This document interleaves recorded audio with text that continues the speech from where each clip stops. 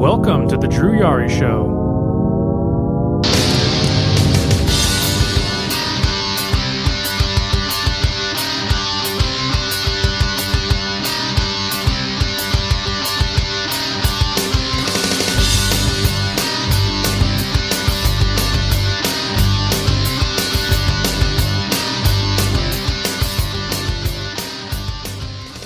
Hey guys, welcome to the show.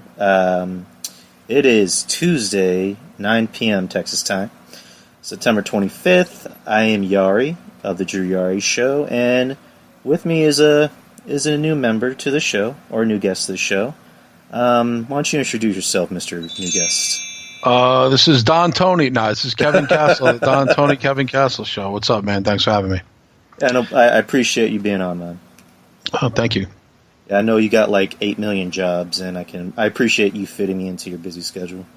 Yeah, it's actually Tuesday nights are usually pretty good for me. I usually just watch The Purge and then try to sleep a little bit, and I've been usually busy Wednesday, but Tuesday nights I'm pretty free. So this was a perfect night. All right, sweet. Oh yeah, speaking of The Purge, we kind of talked about it a little bit. I watched, I believe the first 3 episodes are already up. Mm-hmm. I think tonight's the 4th. Yeah, I saw that. I think it came on literally after SmackDown. Yeah, I have to catch it. If I don't catch it later, I'll catch it probably tomorrow or during the week. I kind of watch it when I can. I never really watched it directly after SmackDown. It's always been on in demand or rerun on USA, something like that. But yeah, I haven't watched it when it freshly comes on. It's always a couple of days after. So, what's your overall view of the show? Well, I'm a fan of the movie series. I like the movie series. I like the first one. I didn't really know watching the first one years ago. Renting it with a girlfriend at the time. We rent when you're still renting movies. We rented it, and I liked it. I liked the concept of it. Of course, I didn't know it was going to go on to be a series and have this kind of following, and I think they're up to 4 movies now with The Purge, right? And no idea that a TV series was coming until a couple of months ago when I saw the promo. So I really didn't know, like I said, years back, renting that film, just killing a Saturday night on a date, that it was going to be anything. I thought it was a good concept, and I even said to my girlfriend at the time, I said, I wonder if there's going to be a part 2 of this. They can kind of continue this. And she's like, nah, it's probably like a one and done. And lo and behold, every other year, a new one comes out. So I like the concept of it is interesting to me. I mean, the whole concept of it, the cleansing of America and the law and the lawlessness and disorder for 24 hours. I mean, it's, like I said, it's the concept of it that I like. Yeah, the first Purge movie, I remember when it first came out, I was like, no thanks. And, one of my close friends, he's apparently a huge fan of the Purge movies, and he just said, dude, just watch it, give it a chance, it's actually pretty good. Mm-hmm. I literally watched the first 2 in one night, and I thought they were pretty good. Part 2 I thought was better. Part 3 I haven't watched it, and the newest one that just came out I haven't watched it yet either. So, and then the show, again, it was one of those how is USA Network going to handle a rated R movie and turn it into a series? Exactly. And Devin, who's one of my co-hosts on the show, and you recommended it, saying it was actually pretty good. It's worth watching. So I had one of those late nights where it was just I gotta see what the hubbub is about, and just turned it on and was immediately hooked. Yeah, like I said, I mean, it's not for everybody, but I think the concept is interesting. Obviously, it's very futuristic in a lot of ways, but and honestly, I think it probably would have happened by now if it was going to happen, but. It's fantasy, it's sci-fi, it's horror, it's it's a lot of different things. It's thriller, suspense. I think the thing about The Purge is I don't think it's in one specific category. I think it's in a bunch of different categories, and that's why I like it. Because I'm not necessarily a sci-fi fan, or I am a horror fan. I do like thriller, suspense movies, and I like some good dramas. So, like I said, it's a conceptual film. Obviously, it's not real. I mean. People say could that happen? Not likely. I don't think we'll ever have that degree of indifference and lawlessness in the land, despite what some people want to think about with the president we have now. None of that's it's paranoia thinking. I think it's just, like I said, it's a good what if kind of thing. You know what I mean? Yeah, I always say, like, if the purge happened, I would think people would really just steal shit rather than kill. So do I. That's the funny thing is, like, the concept of the purge is that everybody has it in them to do something like that, get it out, get your frustration or get that part of your dark side of your soul out of you for that night and purge purge the land, purge yourself, purge your soul. I think it's got a couple of different meanings. You could take out of it what you will, despite what the narrative is from the movie itself. But I think that's the whole thing. But I agree with you. I think if regular people, if it was real, don't all of a sudden just have an urge that's kind of psychotic when you think about it. There's people who have mental problems. I don't think there's anybody who, if you can kill and get away with it, would you? No, because it's not just about not doing the time for the crime. It's about the torturous guilt that you'll have on your soul if you are a decent person about doing that to somebody. That's what I think it's more the question of. Not, everyone's on this, if you don't have to go to jail. That's, again, it's more of a moral thing than it is a price you pay kind of thing from a jail aspect. Of course, no one wants to go to prison, but do you want to have on your soul that you just offed an innocent person for a thrill kill? I think that's more torturous than any kind of prison stint you could do. Yeah, like, I would just make, like, a spin-off where it's just me. I'm like, yeah, y'all can kill what you want. I'm just gonna steal a couple things I actually need. I need this PS4, maybe a couple Blu-rays. Yeah, that's what I'm talking about. Yeah. Yeah, that's what I'm talking about. I think anybody who has it in them to kill will kill. And I don't think a decent human being is going to say now, since I can get away with it from a legal aspect, I'm going to do it. I think that's the whole interesting concept of that. And that's why people why do you like that? It's kind of dark and kind of dreary and it's kind of like, doom and gloom. I says, no, I actually see it as almost like it's very psychological. It's a good question to pose. If you can, because listen, pose the question, what you just said. If you could steal something and get away with it or whatever, and you feel like the manufacturer has a ton of them to give away, you're not really taking anybody's money per se. It's a company. Most people will do that to stick it to the man. You know what I mean? But most people don't want to kill somebody and take somebody's father, daughter, brother away. That's a mind fuck. You know what I mean? Yeah, because we had kind of had that thought in our head, like, just give me like 5 minutes alone with this person, but. Like, some of us actually have, that one thing, what's it called? Morals. Yeah, morals, yeah. Exactly. So, I mean, at best, I'd probably just, like, maybe throwing a few punches here and there, but I would not actually want to, like, kill a person. Like, the term, I wouldn't kill a fly, like, that's literally me. I would not kill a fly. I would just swat it away, so, but other than that, nah. I think it's also, I think, what, if you're talking about like a revenge thing, if someone does something evil to you or your family, like you're talking about throwing a couple punches, I'm assuming you're talking about someone who's wronged you. But I was, more of the concept of killing a random stranger or like the purge is kind of like, just you can off people and no consequences. But I think like a revenge thing or someone drunk driving accident, God forbid, kills somebody's brother or sister or niece and nephew, and you get them, you're wishing you're in the court and you're like, if I can get them in a room for 5 minutes, that to me is normal. That's kind of a normal thing. But again, like I said, you have that adrenaline kicks in. But then when you sit back and think about it, you're like, now, you know what? I don't want to kill him. Let him go to prison and rot there and think about what he did, because that's going to torture his soul. You know what I mean? It kind of depends on what your makeup is as a human being. Yeah, very true. As far as the show goes, like, what do you think about like the character arc and the stories that are going on? That's not too. Listen, it's the USA Network. No one's going to win an Emmy from this series, I think. As my brother said when we saw that Billy Baldwin was in the series, we kind of like, which now we know Alec is successful, but the other three, not so much. But it's again, I wasn't really looking for star power in this. I knew to be quite honest with you, I had to research the cast and see what they've been in previously. Yeah. I didn't really recognize anybody outside of Billy Baldwin. So I to me, it was a bunch of unknowns, but not really, because I was looking and some of them have a pretty good lineage of TV and movie experience. But I personally had never heard of anybody in the cast. But then again, in The Walking Dead, when I started first watching that, I don't watch it anymore. But when I first started watching that, I didn't recognize any cast names. But back in the day, anything I watched pretty much was based on, like, if there's a star in the movie. That's how I used to go to the movies when I was a kid. Oh, Jamie Lee Curtis is in this horror movie. Oh, the girl from Halloween. If it was a bunch of unknowns, I was very hesitant to go because I thought that meant it was low budget. You understand what I was saying? Well, with, we were talking about Walking Dead, using that as an example, I recognize some people. It was one of those, like, I recognize character actors. I just didn't know them by name. It's like when you see an actor or an actress, you're like, hey, it's that guy from The Thing. Yeah. Because like with Walking Dead, the former showrunner was Frank Darabont, and if that name sounds familiar, he did a lot of Stephen King, stuff like Shawshank, for example. Michael Rooker was in it, and he has a very long, resume. Sure.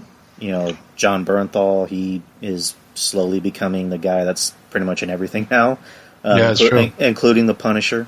But yeah, you're right. Because like when I watched the show, as soon as I saw Billy Baldwin?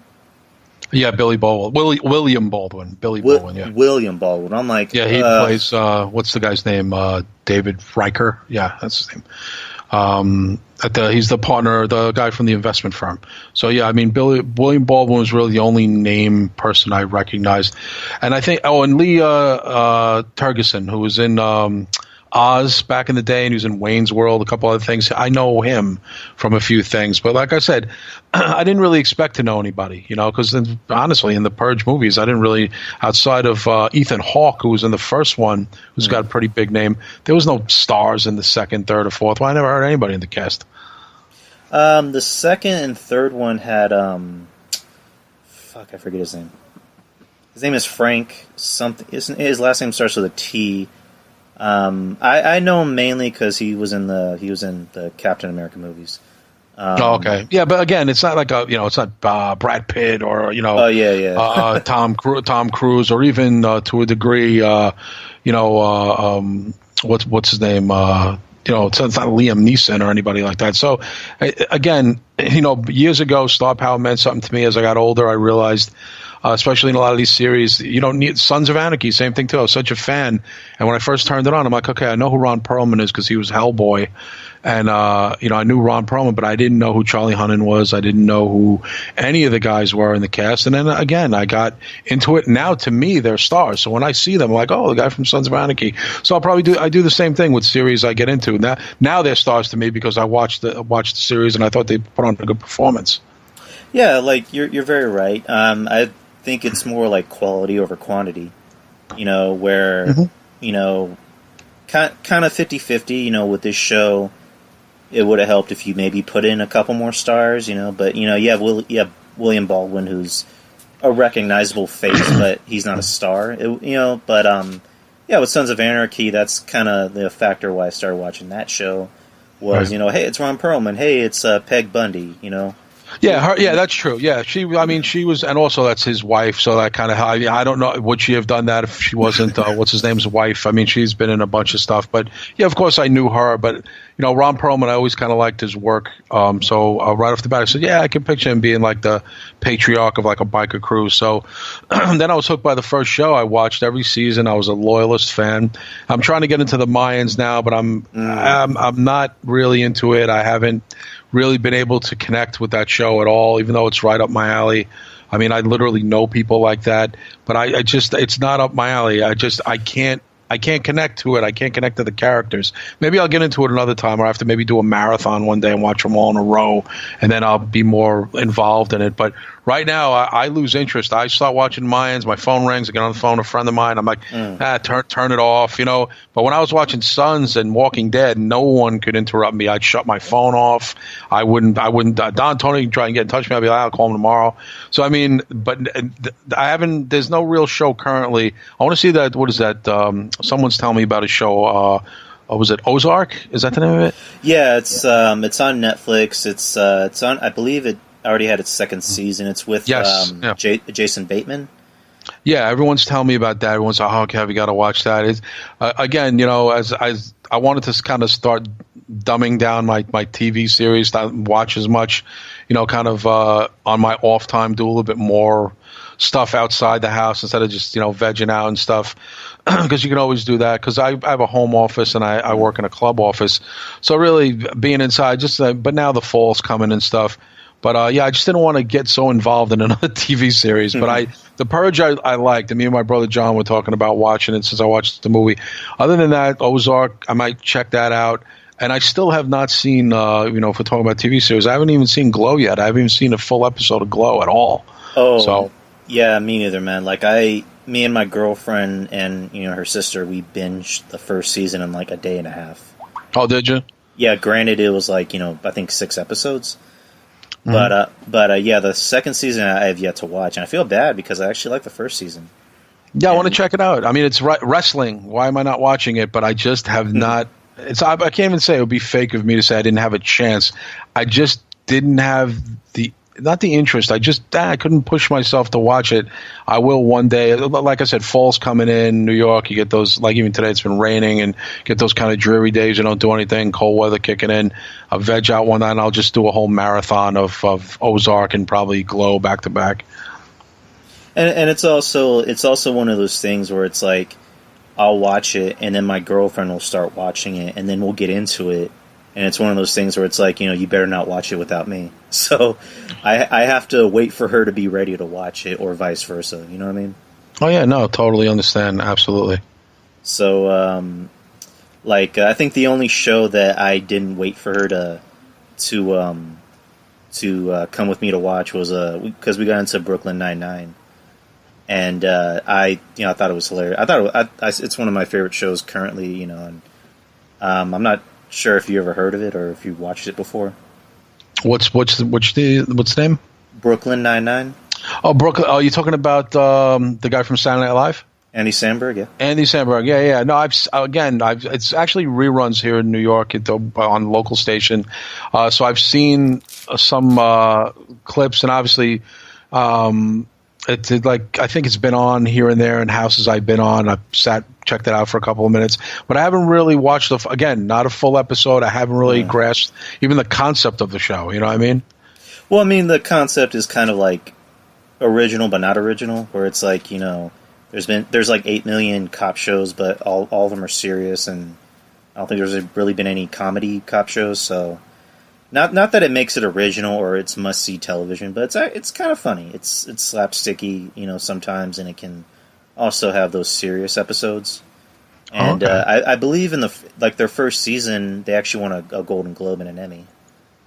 Oh, okay. And Samberg had won a Golden Globe for Best Actor on a Comedy Series. He's okay. He always kind of reminds me a little bit of Adam Sandler a little bit. Yeah, Adam Sandler, who makes better career choices. Yeah, probably. But doesn't have his bank account. Definitely not. So, what'd you think of SmackDown? What did I think of SmackDown? Well, I started watching it kind of late. I missed a couple of minutes, but then I tuned in right when R-Truth was going back and forth with The Miz. I know Daniel Bryan was his interview, and I at first I was like, who's that brunette in the ring with R-Truth? And I realized it was Carmella. Yeah. So and she looked great. I thought Carmella looks great, even for a fake New Yorker. She looks great. She's a fake New Yorker. She's the princess of Staten Island, Kev. Yeah, she's from Massachusetts. she's from Joey Numbers territory, actually, in Massachusetts. But she looked good. I thought she looked good. But now I'm so not accustomed to her being a babyface, so it's a little weird. They never really they kind of just made this lateral move where, okay, she's a babyface now. She's with R-Truth, and I guess R-Truth it wasn't a one and done. He's getting more TV time. I think he's going to be on SmackDown on the regular.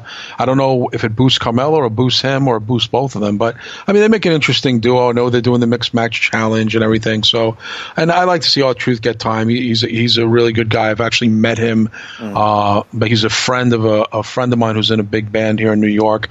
They're good friends. Every time R-Truth Ron comes to town, he hits up my friend Adam, and they hang out together. Then Adam will call me and say, "Hey, I'm with R-Truth. Kev, what are you doing?" I never can make it to go hang out with them. I always have a show or something's going on. But I know he's good friends with my friend Adam, and they've been friends for years. And matter of fact, every time he comes to town, he gets Adam great seats. And I turn Adam down so much now, he's completely stopped calling me. So it's like he's like, and I'll say, I was free last week. He goes, I had tickets last week. I should have called you. I must have turned him down like 10 times now, so he doesn't even tell me anymore. I just saw him the other night. I said, "Oh, you see Ron?" He goes, and every time he comes to New York, they're really good buddies. So yeah, I mean, Ron. I've always heard, from everybody, including like you guys on the Soup and DTKC, that Ron is a good dude, and I would believe that since they've kept him around. They wouldn't keep somebody in the company of this long if they were a piece of shit. Oh yeah, no, absolutely not. I don't think so. I think he's got a great reputation. Like Goldust, for example, they've kept him around this long, and also recently since he's been clean for how long? I'm not sure because I know he's. I mean, we wouldn't have to get into his past or anything, but like Goldust is a good dude. He's a good worker. He's like a deputy sheriff here in Texas. Was he? Yeah, like he. Yeah, he got crowned as not crowned, but like he became like a deputy sheriff here in Texas. I'm gonna Google that real quick. Our local news station actually talked about it. Let me just look it up real quick. I think I might have heard something about that. Was that recently or was that a while ago? I think it was like almost a month and a half ago. Really? Oh, okay.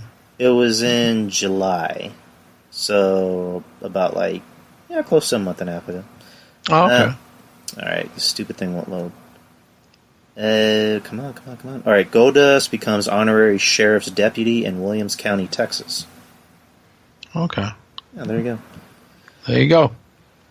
Yeah, I went on for SmackDown because we don't have cable. I mean, because we kind of cut down on a few things because we have like pretty much every app under the sun. Right. So it's just like, why keep cable? So we just kind of cut the cable and just like kept our apps. So I was like, shit, how am I going to watch SmackDown to get prepared for the show? So I just went on Twitch and somebody was streaming it, and I came in towards the end of that match with Truth and Miz. Right. And then I started watching the Rusev and what's it called? What's his name? Aiden English. There you go. Yeah. And I'm just thinking in my head, so is every feud going to start with the fact that the other guy wants to bang the other guy's wife? I think they've been doing that for years. I mean, that dates back to, even in 1988 when Ric Flair was going at it with Jimmy Garvin and alluding to the fact that he had an affair with Patty, who was Precious, Jimmy Garvin's valet. I mean, you can even Elizabeth with Hulk Hogan and Macho Man. There was the implication Hogan was with Elizabeth. That goes back, again, 30, 40 years where there was a woman involved. In the middle, there was always that, sexual liaison implication. And that's what would start the feud, especially with the big name guys, Well, yeah, that I know. But it's like you have two storylines on the same show. Because, I guess we can skip ahead to the ending with AJ and Samoa, where they had their contract signing, and Samoa Joe was supposedly in front of AJ's house that just happened to say Styles on the mailbox. Even though his last name is Jones. I actually kind of laugh. I'm like, his name is not actually Styles, And he's in front of a really kind of normal-looking house, which I'm like, I have AJ Styles on Instagram. That's not how his house looks. So, well, AJ lives in Atlanta, right? Yeah, Atlanta. I think either Atlanta or Augusta. Oh, okay. One of those two, but he's shown his house on Instagram before, and it's actually a lot bigger. I mean, it's not like an MC Hammer mansion, but it's a nice looking house. And Samoa does the whole thing of I'm gonna see your wife and your kids, and I bought your kid a present. I'm just like, okay. So yeah, it's a creepy angle, but it's actually very effective, and it actually makes Samoa Joe a lot more interesting than just being this, bully and guy who talks tough and stuff. He's being like a creepy bully now. So it adds a lot of depth to the feud because I was kind of getting bored with it, to be honest with you. I was bored as fuck with the AJ Styles Nakamura feud. I swear I couldn't take another match. And the funny thing is, and again, you get these people, let's call them marks or whatever, who are on there. Well, that's WWE. They in New Japan, no one sat in their seat. Well, guess what? Here in America, in the main market where the money and the TV right and everything is ultra huge, people don't give a fuck. So again, everyone could throw up this and that in another country and other continent. We are in America, and that's not a lefty or righty thing to say. It's a real thing to say. To me, I don't even want to argue a point when someone tells me how big something else was in a small pond, but can't float in a big ocean. It doesn't mean anything. That's like, hey, that guy batted 350 down in the Yankees AAA organization in the minor leagues. He was tearing it up. I'm like, yeah, and he came here and he struck out 5 times and got a foul ball. That's all he's done. So I mean, to me, I can't. That's the one thing, and Twitter is nowhere to do a back and forth with people like that because it just never ends and it's pointless and nobody listens. So that's kind of like, I'm sure as a podcaster, regardless of how many people agree with you, you can at least get your point across in the verbiage sense, which you can express a lot more than back and forth writing with a troll or with someone who wants to just debate with you for no fucking reason other than they got nothing to do, or just kind of to clown you to prove you wrong. That's what's great about podcasting is you can really get your thought process and express it out there. Even if people don't agree with you, it's out there. It's on tape, so to speak. People can download, can listen to it, and they'll give you feedback. But you can just be like, "Fuck it, I said what I said." You know what I mean? Yeah, like I totally agree with you. About the this is the big leagues. This is anything other than WWE is kind of considered the minor leagues. And I had this conversation with Mish when I had him on, about a month ago, where I said, the one thing that kind of turns me off about stuff like, New Japan is when you have to watch this. It's great. It's the best thing you ever watch.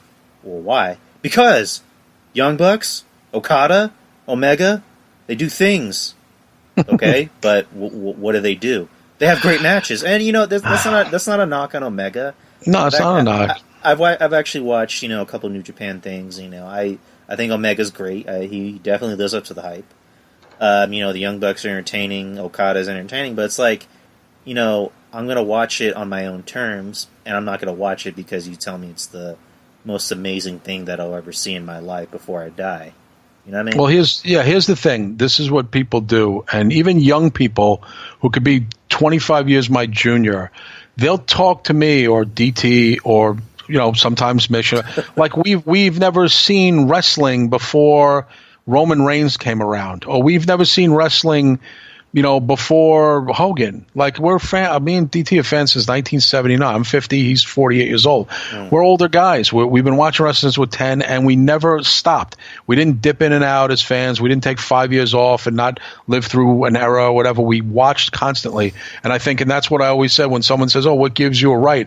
I'm like, I'm 39 years and spending thousands of my own dollars. My first job, every penny I spent was on wrestling tickets, going to Virginia on trips to go see the NWA at the Scope.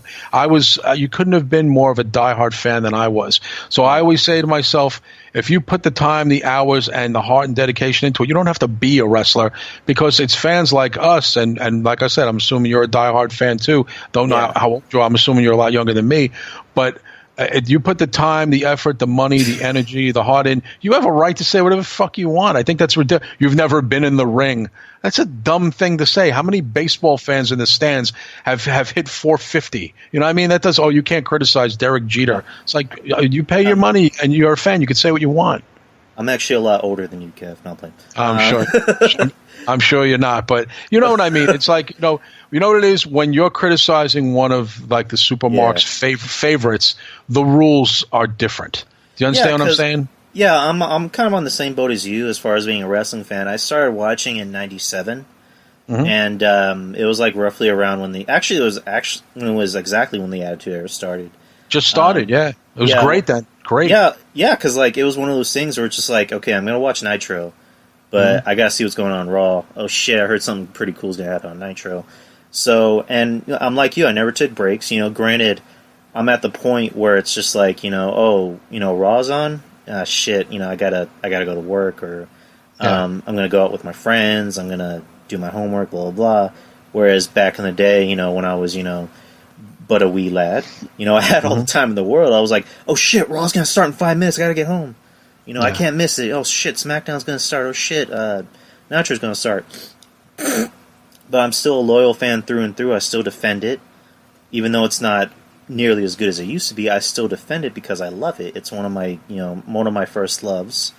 Growing up, I was about superheroes, horror movies, rock music, and wrestling. There you go. So, and I'm on the same boat. Again, going back to favorites. I like who I like. I defend WWE. I acknowledge that stuff like Ring of Honor, New Japan, anything else, it's good. It's good wrestling. They have great wrestlers. They have very talented wrestlers, but I'm not going to jump on the bandwagon of like, oh, I'm an Omega guy. I'm going to wear his merchandise. I think Cody Rhodes is the savior of wrestling and blah, blah, blah, blah, blah. I know who I know and I like who I like. It's pretty simple. Right, and here's the thing about that. When people say, you ever see the Young Bucks, and you know what I say to them? You ever see the Rock and Roll Express in 1986? You ever see the Hardys and Edge and Christian in 1999? Have you ever seen the Road Warriors in 1984? Have you ever seen, we can go on and on. It's like, listen, the Young Bucks are good, but there are a lot of super kicks. And guess who else did a lot of super kicks? Chris Adams and Gino Hernandez in World Class, who invented the fucking super kick. Shawn Michaels, who was the master. I've seen this before. I've seen the Young Bucks before. They are an offshoot of the Hardys, of the Rock and Roll Express, of the Fantastics, of fucking the Midnight Express, the original, the Midnight Rockers. They are influenced, and great. They're the modern day version of what I grew up on. They are not doing anything different other than a lot more flippies. That's about it. That's because back then the guys didn't put themselves at that kind of risk because they had a much bigger road schedule and they wrestled 300 fucking times a year. That's why Ricky Morton put his ass on the line every time, but Robert Gibson was like, fuck that. I'm not. So Ricky Morton was more the workhorse of the team. And ironically enough, they're still fucking around wrestling, those two guys, 60 years old, my God. But Jesus. And that's not to take away from the Young Bucks, but I think young fans have to be like, oh, there you go, back to the old school. You have to go back to the old school because every time I'm sure someone in the stands goes, you ever hear of Derek Jeter? Yeah, you ever hear of Babe Ruth? You ever hear of Roger Maris? You ever hear of Dave Winfield? There's other good players that come around. No one is reinventing the wheel here. It's people's modern day spin on stuff that's been done before. And you can love the past, you can embrace the present, but you also have to look to the future. If these guys are going to be something, they'll be something.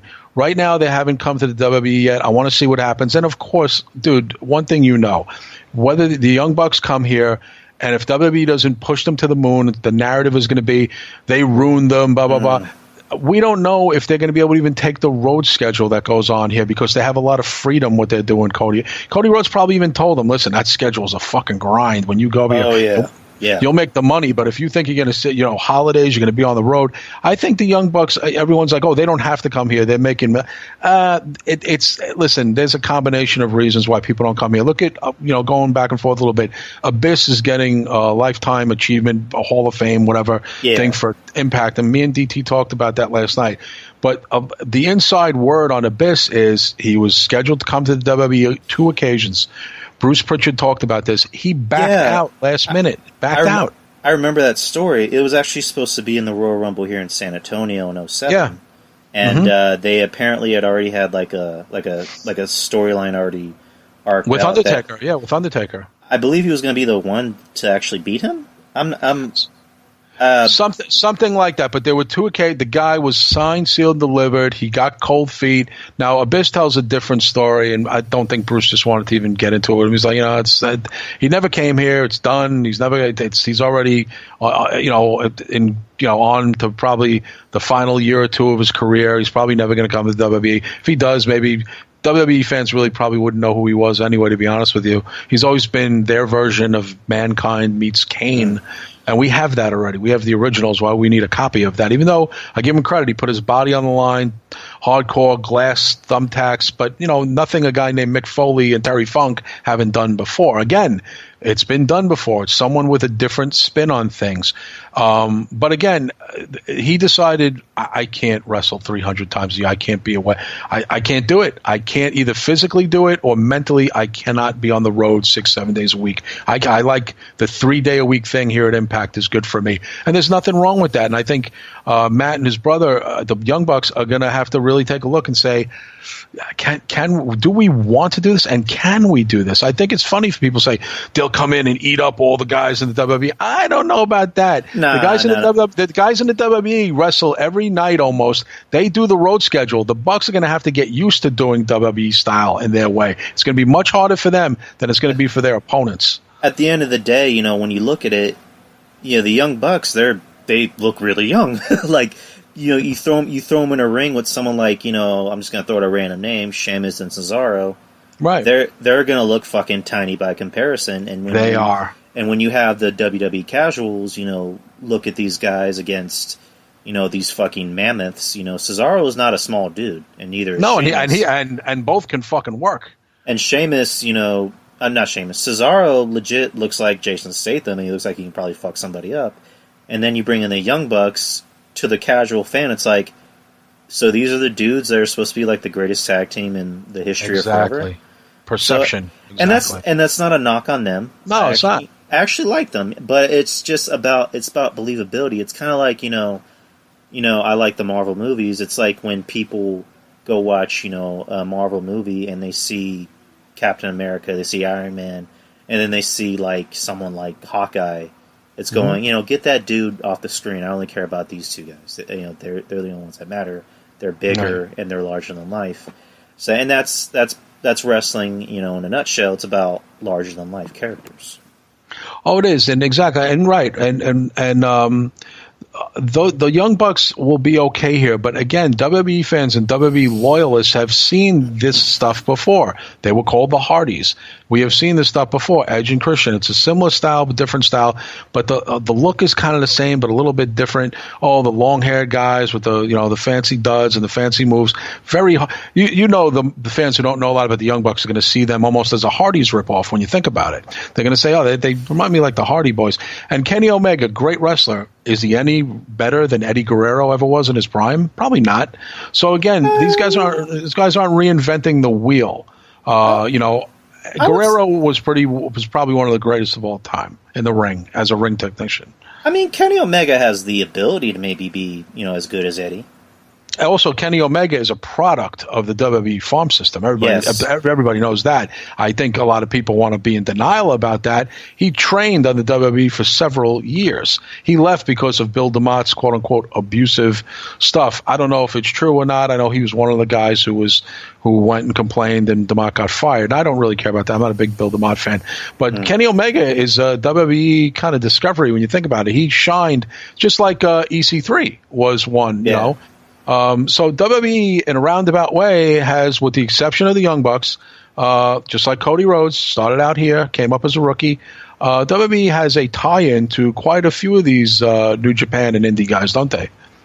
Yeah, pretty much, because it's like you pretty much just explained everything. Kenny Omega, he was here in their farm system, I believe he was in FCW for a bit, and then he was in the other one in what was the name of the Deep South? He was in Deep South. There you go, and then of course Cody. We all know about Cody. The Young Bucks.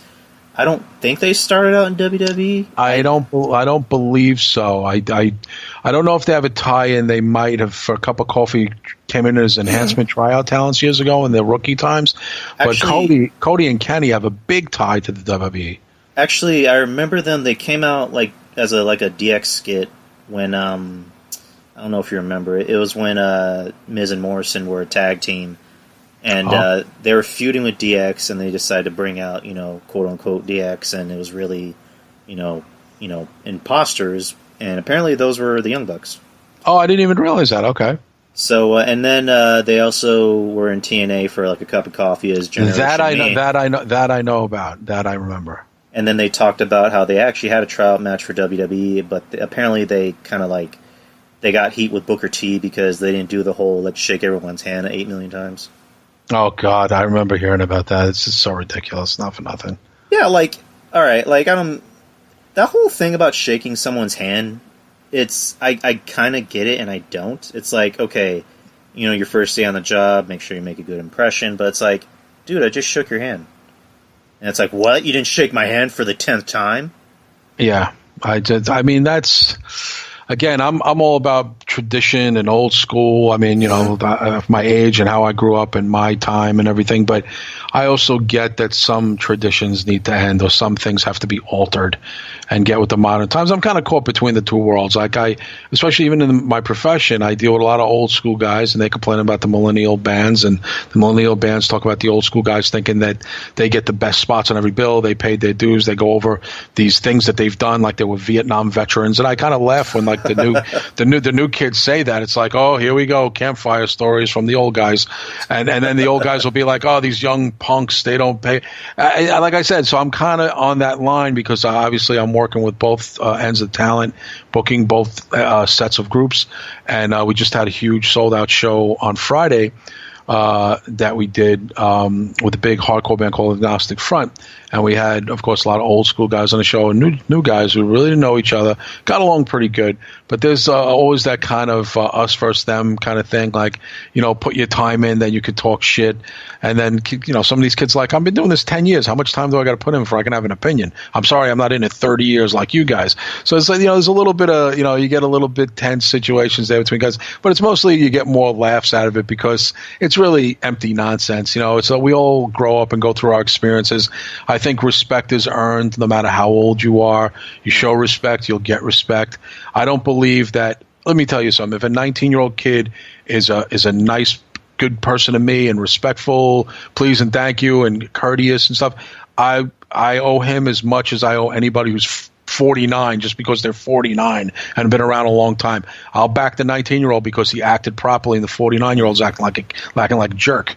You know, so I mean, people, you throw age around and experience, it's very empty. It's like, oh, you know, it's almost like that old thing when someone's threatening you, like, you know who I am? And you just kind of go, everybody's somebody. Isn't everybody somebody? You know, even in everybody is somebody. I mean, you can even get that in podcasting where people like, you know, they try to, like, they'll in a mocking way say, never heard of Don, Tony, Kevin Castle, who are these guys? And then someone will be like, they're like OG, they're like original podcast. Not to me. I never. So to me, it's like just people want to be a dick to be a dick. I think if there's people who are just naturally cool with everybody and get along. I try and get along with everybody. You know, even doing shows, you ask me to come on, I'll come on shows. I have no qualms about that whatsoever. But I know some guys who are older who do podcasting are like so threatened to boost any other program or any other show that they won't go on. They won't do anything. They won't even do like our show, and they're friends with us. You know what I mean? So it's like it's not really competition. This field is so crowded right now. Talk about this is a crowded field, wrestling podcast right now. So me and Don Tony always like to say we are a wrestling podcast that talks about everything. You know, so I mean, but to me, I listen to everything. Like I said, I'll check your show out. I'll listen to Jason. I'll listen to JD from New York. I'll listen to Turnbuckle Throwbacks. I like to give everything a shot. And quite honestly, I get bored with music. So when I'm working during the day, I'll put on a podcast as like my background music. So I try and listen to a lot of different things. Yeah, that's kind of me. You know, before podcasts, my vice was always music. You know, if I'm like cleaning or going to the gym, I'll put on music. Lately, you know, the only time I really put on music is if I don't have a podcast to listen to. Right. You know, if I'm at the gym, put on a podcast. You know, if I'm running, I'll watch something on YouTube. But most of the time, I'll just have a podcast on. You know, and again, with podcasts, I don't really think it should be a competition because it's like, you know, I'll use you guys as an example. You know, there's going to be people that love Don Tony. You know, and there's going to be people that aren't fans. So right. if you're not a fan of, you know, one show, like another show. Don't try to say, you know, I'm going to put Don Tony out of business. It's like, what business?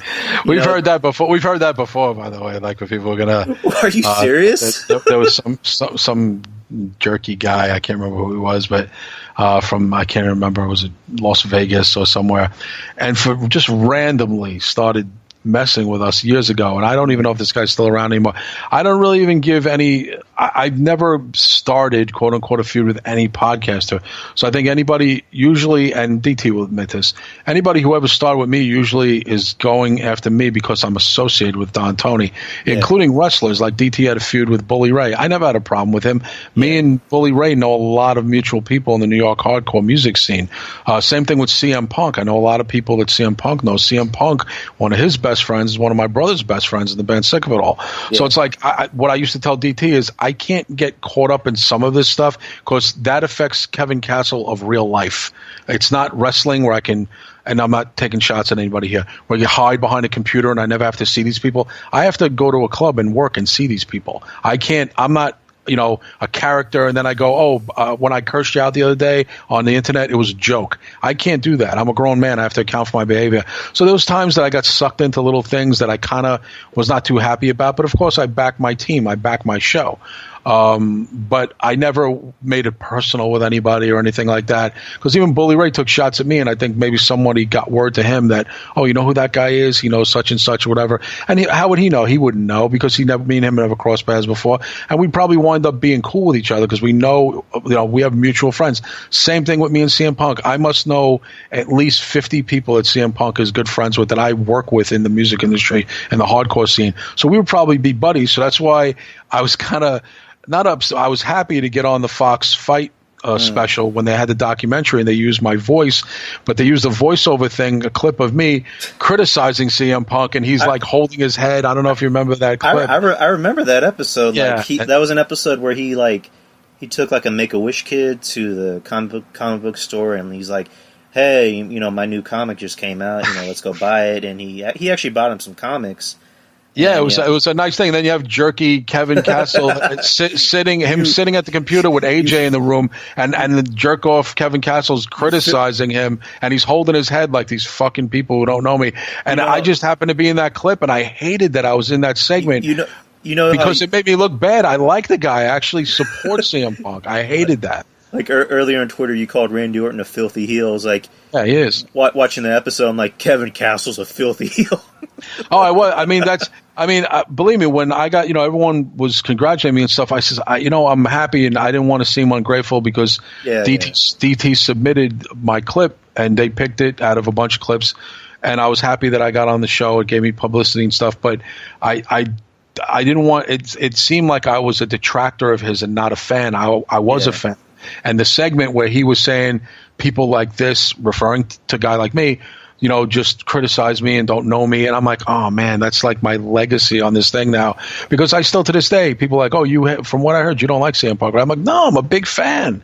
That's not true. I says, I was criticizing the way he left and the way he shunned the industry. I'm not a CM Punk hater. I'm a CM Punk supporter. And I'm not. So that kind of, it was great and sucked at the same time because I'm sure even to this day, if I have to meet him in real life, he'd probably look at me like, oh, yeah, the other guy, that clip. And I'd be like, dude, not for nothing. That's a random thing. Go over the hours of me putting you over on other shows that I did. So that's not indicative of how I felt.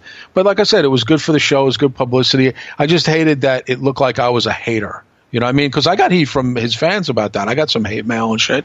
So, it wasn't like a lot of people were like, good for you. Yeah, fuck him. But there were some people who were like, dude, again, you're not a wrestler. How do you know how he feels? Well, I got the whole thing. You know what I mean? Yeah, exactly. And I need to look up that clip again. But I don't even want to hear it anymore. I cringe. I can't even hear it anymore. I just yeah. So, with that clip, I don't know. Yeah, you weren't really saying anything that wasn't true. You basically just said, I'm a CM Punk supporter, but I just don't like the fact that, I don't like how he left. I don't think. Right. I didn't like how he left. Right. I don't have any faith in him as a UFC fighter. I'm not putting words in your mouth or anything, but I don't. It was something to that degree. Yeah. Sometimes I even forget the quote. Sometimes I'll say what I said in that, I guess, paragraph, if you want to call it. And then I go back, I go, oh, that's actually not, I said, actually it was a different sentence. I said, it was to the degree of criticizing, to me, the delusion that he can make. I didn't believe in him I believe in him as a wrestler. I didn't believe in him as a guy, late 30s, who can go and do this. And then I saw the 2 fights. I believed in him even less in that aspect, but I believe in him as a top wrestling superstar. That I believe in. I don't believe in CM Punk as a fighter. No, that I don't believe in. Well, he's already made it clear that, as far as wrestling goes, he had an interview somewhere, I'm forgetting where he basically just said, I don't have anything left to give for wrestling. That's too bad. He's now taking his talents to Hollywood, and in a remake of a movie from the 50s, I believe. It's called The Girl on the Third Floor. Yeah, we talked about it last night on DTKC a little bit, and I'll check it out. I mean, I don't know. Let me see what his acting chops are. Maybe they're better than obviously his cage fighting chops. But if he's any good, I'll think that's great because again, I'm a fan. I'm a fan of the genre of kind of Alfred Hitchcock-y type of movies that, from what I understand, this is kind of an Alfred Hitchcock suspense horror film. So I'll check it out. I do get turned off sometimes to something if it looks super low budget. I'm not a big fan of that. That's why I couldn't really watch Leprechaun, the one that Swaggle was in. I mean, it was. I still have not watched that. And I've on an off night I felt like, but I saw You're not missing much. Yeah, I saw the trailer, and I saw the original Leprechaun in 1993 in the movies with Jennifer Aniston, was a young actress at the time. She wasn't even on Friends yet, and I remember seeing that, and I thought it was silly, but it was pretty cool. It kept my interest, the first Leprechaun. But I gave up on it after that. There was Leprechaun in the Hood and Leprechaun in Space, and I didn't see any of that. But when I heard they're doing the origin of the Leprechaun, I'm like, oh, that sounds cool. WWE presents, and I'm like, yeah. Yeah, like the last WWE type film I watched was Oculus, and that was fucking garbage. That, again, I'm such a horror fan that I, at first, I'm glad that you tell me that was garbage because I was still kind of interested in seeing Oculus because I thought it might be decent from the trailer. But again, when I see WWE films, and WWE has money, it's not like they don't have money. They got the bucks, but they don't put it into the films, obviously. Yeah. They don't put it into the actor. The actors are pretty horrendous in the WWE films. They're too busy not having pyro in their shows. God. Yeah. But Oculus is bad. Leprechaun, that was actually, I think, to my knowledge, that was the first horror film I remember watching. Oh, really? Yeah, I remember, like I said, I think it was around this time, 1993 it came out. It was fall. I remember I was in my first year in the club business, and I had a Sunday off, and me and my friend Jimmy went to go see it, and we were just like, there was nobody there. I mean, you want to talk about bad attendance and nobody at SmackDown tonight. We were maybe like 15 people. That's the funny thing when people do the back in the day. Was the theater draped off? No, I mean, but I'm telling you, the people who, I'll tell you this from an honest account from a guy who was not high and drugged up and drunk half the time going to movies and clubs back in the day. Yeah. I'm very aware of what I saw and what I did. The back in the day is not as great as everybody thinks it was. There were days in the 80s going to films. You were the only people in the theater. There were concerts that you went to were dead as shit. There was wrestling events that you went to were dead as shit, independent stuff in the mid-'80s and in the early 90s that were dead as fuck. So the narrative that sometimes people my age do to silence the millennials, like, let me tell you something, back in my day you couldn't even get a ticket. Not exactly true about everything. And again, like anything else, there's good nights, there's dead nights. There's big bands, there's dead bands. Mm-hmm. There's wrestlers who draw, there's wrestlers who don't draw dick. That's never changed. It's just the names have changed. Mm. Yeah, Leprechaun. You said you saw it in the theater and was like kind of dead, right? There's like 10 people there. Me and my friend Jim and like a bunch of like teenagers. That was it. Yeah. I remember going with my parents. Well, I didn't go to the theater. I think I saw it like maybe a year or two after it came out. And we went to like a friend of the family's house, and I just remember watching them going, why the fuck you... I'm thinking in my head, like 5 or 6 years old, why the fuck are you making me watch this? I was actually legit, terrified, and I actually had nightmares, for years of this Leprechaun. Then I realized, watching Leprechaun in the Hood, I'm like, yeah, this is fucking ridiculous. Well, you know what it was, Drew? I can tell you this from experience and also being like a big-time horror fan. Just as much as I know about wrestling, I know about horror and slasher and film and about music and concerts and stuff. That's my expertise. Couldn't tell you how to build a house. I'm not a contractor. I don't know anything about construction, but I know about other things. And I can tell you this, that in the early 90s, horror was dead. It was dead as shit. Yeah. There were movies that came and went. There was another movie that came out in like 95 called Dr. Giggles, which was which was good. It was fucking good, but nobody was there. Horror was dead up until about 1996 or 7 when a movie called Scream came out. Oh. Then Scream boosted the horror genre back into fashion. Yeah. I Know What You Did Last Summer came out. What was a couple of the knockoffs of that? And American Werewolf in Paris? Nah, not necessarily. That was a little bit before, but Scream. I'm sorry to cut you off. No, that's right. There was London was the one that came out in the 80s. That was 1982. Yeah, that's horror was big back then. Horror was huge in the early 80s when Nightmare on Elm Street, the first one, came out, and you had Halloween. 78 to 84, horror was huge. Died between 85 and 96. Had about a 10-year of now Hellraiser came out in the mid 80s and late 80s and stuff, but horror was pretty much dead. When I was a teenager, when I was in my young age, before I was a preteen, you take a girl to a horror film, but your parents had to get you in because it was rated R. Then in the early 80s, I was becoming of age, and I was able to get in to see Friday the 13th Part 3, 3D, Halloween 3, Season of the Witch. I was becoming of age where I can go, and that was your date movie. But then horror died, so then your date movies in the late 80s became movies like Rain Man and Goodfellas and, Scent of a Woman and stuff, because horror was dead. There was you couldn't take a girl to a jump scare fright fest anymore. You had to take them to like a dramedy, or I'm telling you, I remember how the dating scene was. There was nothing to do but go to the movies back then. There was no internet then. Very few people had America Online. There certainly was no social media. So the movies was the bomb. That was the thing to do on the weekends, unless you were going to a club to see a band. Yeah. Nowadays, like you just said, late 90s is when, horror started, came back, did a big comeback then, yeah. And then in like the mid 2000s, it kind of rose to prominence, with Blumhouse. Blumhouse is kind of becoming like the Marvel Studios of horror films.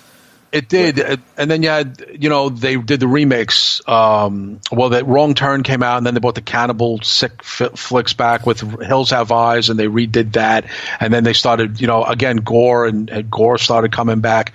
But I'm telling you right now, the early, when you saw Leprechaun when you were a little kid, you weren't missing anything. Horror was dead. It was a dead genre till about 97. Yeah, because I remember, a fact about Leprechaun, that, you mentioned, it was Jennifer Aniston's like first movie. Mm-hmm. To this day, she does not talk about that movie. She doesn't. She doesn't talk about it. And I know, she was a good-looking girl back. She's still a good-looking woman, but you would have no idea that she would go on to be like, pretty much a household name. You just saw this cute chick, and I remember a year later, Friends, the pilot I think came on, and you were like, oh shit, that's the girl from Leprechaun. And again, like I said, and things again, everyone's got to start out somewhere. So, but when I even think of Jennifer Aniston to this day, despite the 100 films I've seen her in, I always think of her debut in Leprechaun. Yeah, a lot of horror movies, even like the cheesy ones, there was like 8 billion of them in the 70s and 80s and 90s. A lot of them, were kind of like that jump start for a lot of, top, stars nowadays where mm-hmm. Tom Hanks, he got his start in The Burbs. Well, I don't think that was a start, but I know that was one of like his first. No, movies. I can tell you right now. We're talking about horror. I'll give you a little history. Tom Hanks started out in a film called He Knows You're Alone, which was a knockoff of Halloween, and shit. Tom Hanks was in it. And he played the boyfriend of one of the girls who gets killed.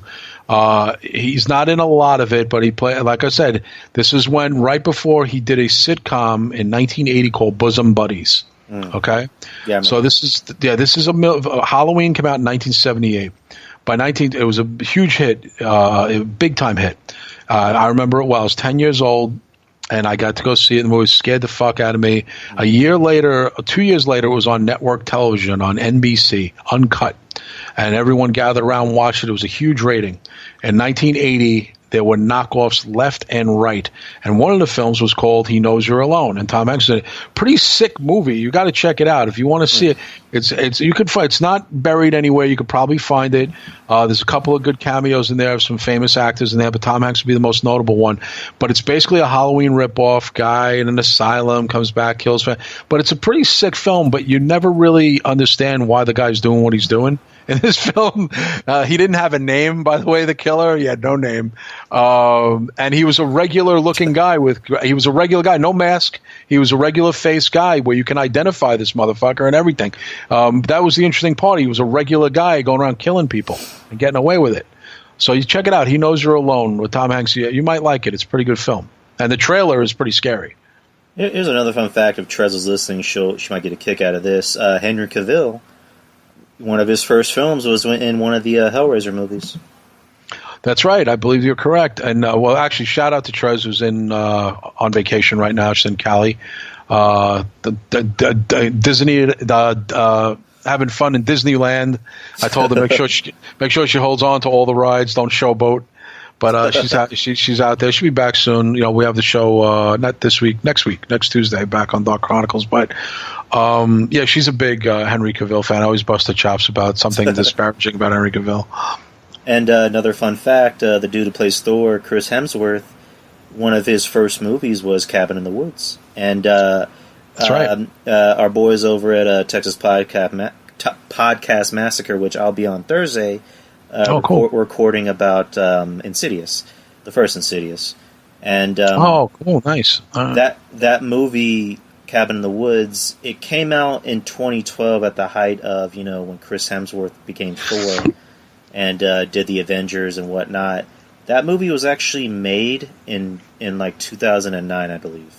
That's what I heard too. I saw it here. We had an early copy at the time. My live-in girlfriend at the time's brother had a connection where we got pirate movies on DVD, and we got that movie when it was even out. It was in theaters, and we saw it here at the house. It was the quality was a little sketchy, but we watched that. I didn't. It was a movie. It was when I saw it. It was nothing that I thought it was going to be. I didn't know there was going to be kind of two guys behind the scenes in lab coats pulling the puppet strings. I didn't know it was going to be something like that. I remember my friend Devin, he was selling me on the movie. I'm like, dude, it just looks like a basic horror movie. He's like, bro, you have to watch the movie. The trailer is very deceiving. It is. The first time I watched it, it was like on one of those cam videos, so I couldn't really see it that well. So I didn't enjoy it. Second time I saw it, and this is kind of moving into kind of like a gushy, topic. My current girlfriend, when we first started dating, that was like the first movie we saw in theaters. Oh, really? Oh, okay. As like a date when we were, as the kids say, going steady. And we watched that. We watched the movie, and to this day, it holds a special place in my heart. For different reasons. One of them being it was the first movie we saw together. So yeah, the movie, it has a different concept of like it's a movie within a movie within a movie. It is. It was a lot different. I didn't never seen anything like it before. I guess I was intrigued. I liked it. I didn't like it. I had kind of a bunch of different emotions watching it. It was one of those things that I didn't expect. And I remember just looking at my girlfriend at the time. I was like, "What was this? Was this a comedy? Was this a horror? Like, what was this?" It wasn't I thought, because at first, Cabin in the Woods and the way they showed the trailer, right, it's very deceptive with that monster coming up out of the water and stuff. Like, it looks like a Wrong Turn meets like some sort of fucking mutant family in the woods kind of thing. I like those kind of films. I like Wrong Turn and shit like that. So I always like a good woodsman killer type of flick. But it wasn't that at all, and then at the end you had like the flying dinosaurs and like in that maze that you had different monsters in the cubes and then entrapped, and that it was almost like it was one big maze, like it was one big building block of different creatures locked in. I just didn't even really know what I was watching at one point, to be honest with you.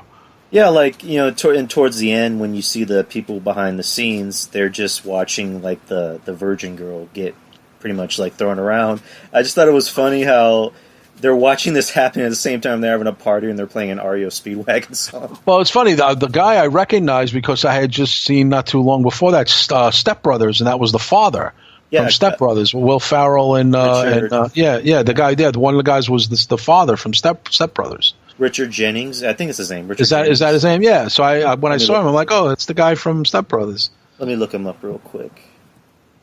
But it was an okay film. But like I said, I mean, I'll check out anything that looks. I liked Insidious, by the way. I actually enjoyed that. I thought it was pretty good. I thought it was pretty scary, especially when he went back and looking for his son, and with that, the devil and the Tiptoe Through the Tulips music. I thought was really eerie. That was creepy. That song was creepy. I grew up in the '70s as a little kid. I heard that song on the radio all the time. So I mean, I saw Tiny Tim on the Tonight Show who played that song. So it always was kind of a creepy song. That song was actually a top 10 hit here in America in the States. You know what? I actually watched one of those True Hollywood stories about Tiny Tim. I was watching it with my dad, and it was one of those bits where it's like, are we supposed to laugh? Because it seemed like it was funny, but you weren't supposed to find it funny. No, he was a creepy looking guy too. He was a nice man, Tiny Tim, but he was a creepy looking guy. Yeah, Richard Jenkins. There you go. That's his name. Okay, yeah, that's when I saw him. I said to myself, and also I had at that point. You're right. That movie was 2009. Thor was already out. We already know who this Helmsworth guy was. So again, but you seen him with short hair, and he looked a lot younger. So I'm like, wow, this guy. What a transformation back to back with Thor. But then my girlfriend was one who said, no, I heard that they made this years ago and blah, blah, blah. And I was like, oh, okay, because, he looks like a baby face here. How could he have in a year he aged that much? So it was a good 3 or 4 years before. That's why. Yeah, because what happened was the production company, I think it was MGM Grand? Or I think it was just called MGM. They made that movie, and they also made another movie he appeared in, which was a remake of Red Dawn. And they both came out in the same year, but the company went bankrupt. And then when Thor, then when it became Thor and it became a hit and he was in Avengers, they thought, we can just release this. I'm not sure what company released it or released those movies, but they basically just looked at it and goes, this guy's a household name already. Let's try to release these movies. Yeah, they wanted to capitalize on his popularity. It's a smart move, and I'm sure the movie made money, or they broke even on the deal in the end. They maybe turned a profit because of that, because of his name value. So it's probably a smart move to do that. By the way, I want to shout out our fellow friends in Texas Podcast Massacre. They had me on about a couple months ago. I did the review for They Live with Roddy Piper. I listened to that. That was a very good episode. It was fun. It was a lot of fun, actually. You guys are good friends? Are you recent friends, or you guys know each other for a while? I like to think we're good friends. I didn't know. You're both in Texas. I don't even know if you guys even know each other, so to speak. Or well, they're from Houston. I'm from San Antonio. When I first, I heard about them from you guys actually, from DTKC, because I remember Don Tonius putting him over, and I remember that night vividly, which I don't know why. I remember weird facts about my life. I'll be like, I remember that one time I was sitting on the couch eating cereal, and then this song came on, and my friends are like, dude, why do you remember this shit? It's like, I can't even remember, what I ate yesterday, but I'll remember what time I tied my shoes.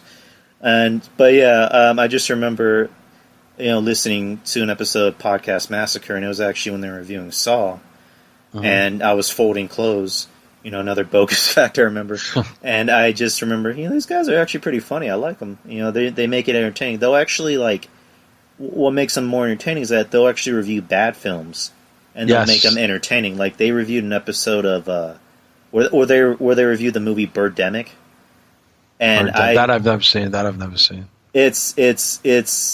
It has a 16% rating on Rotten Tomatoes, which is actually too high, and it's basically like, I guess picture Alfred Hitchcock's Birds, but a lot worse. Oh God. And I just lost it because, they do the bit where, they'll actually play the trailer during the show before they review it. And in the trailer, I guess they actually have, a metal band do the song. Right. And it's they just start going hard, going, it's the fucking Birdemic. And I'm just, I start losing it. I was losing it. And they kind of made the point of, yeah, the song goes more hard than the movie. But, Yeah, like I just started following them, and they actually gave me a follow back. And this is actually before I did my show. And I did my show, and I followed them back, and they were nice enough, to show me some love and retweet a couple of my posts when it came to like advertising the show. And I remember back in like July, actually, I just shot up a tweet to one of the dudes on the show. I just said, I would love to be on. He's like, yeah, sure. What do you want to review? And I said, Insidious. It's one of my favorites, and it's one of those movies I can watch. Every now and then. I'll never get bored with it. Yeah, no, I agree with you. It's definitely one of my favorites in the last, say, 10, 15 years. It's funny. I have Conjuring 1 and 2 here. I still haven't watched them yet. So I want to check them out because obviously it's kind of like a lateral move. If you like Insidious, everyone tells me I love The Conjuring. I've seen Annabelle, but I haven't seen the first Conjuring. So I'm kind of going backwards with that series. Oh, Annabelle. The first Annabelle was boring. I saw that. It was a little boring, but I love what I've seen, the trailer and clips and highlights from The Conjuring. I've loved it. So I've always wanted to see the whole film. So I'm going to check that out. I got both of them. Someone gave it to me as a gift, 1 and 2, last year for Christmas. They gave it. A friend of mine just gave it to me as a gift, part 1 and 2, and like not a box set, but literally together. And I said, yeah, I'm going to definitely check them out. And they're both on Blu-ray. So it's one of those things I gotta make time to watch it, but I'm interested, and I like the series, and I like what's his name, James Wan. I'm a fan. I've always been a fan of James Wan. I was about to say about Annabelle. Part 2, Annabelle Origins, is actually better. I want to see that too. Like I said, I've only seen Annabelle out of the connection to The Conjuring and the series itself. And now, of course, The Nun came out, which is another offshoot of that. I want to check that out. Have you seen that? It was kind of disappointing.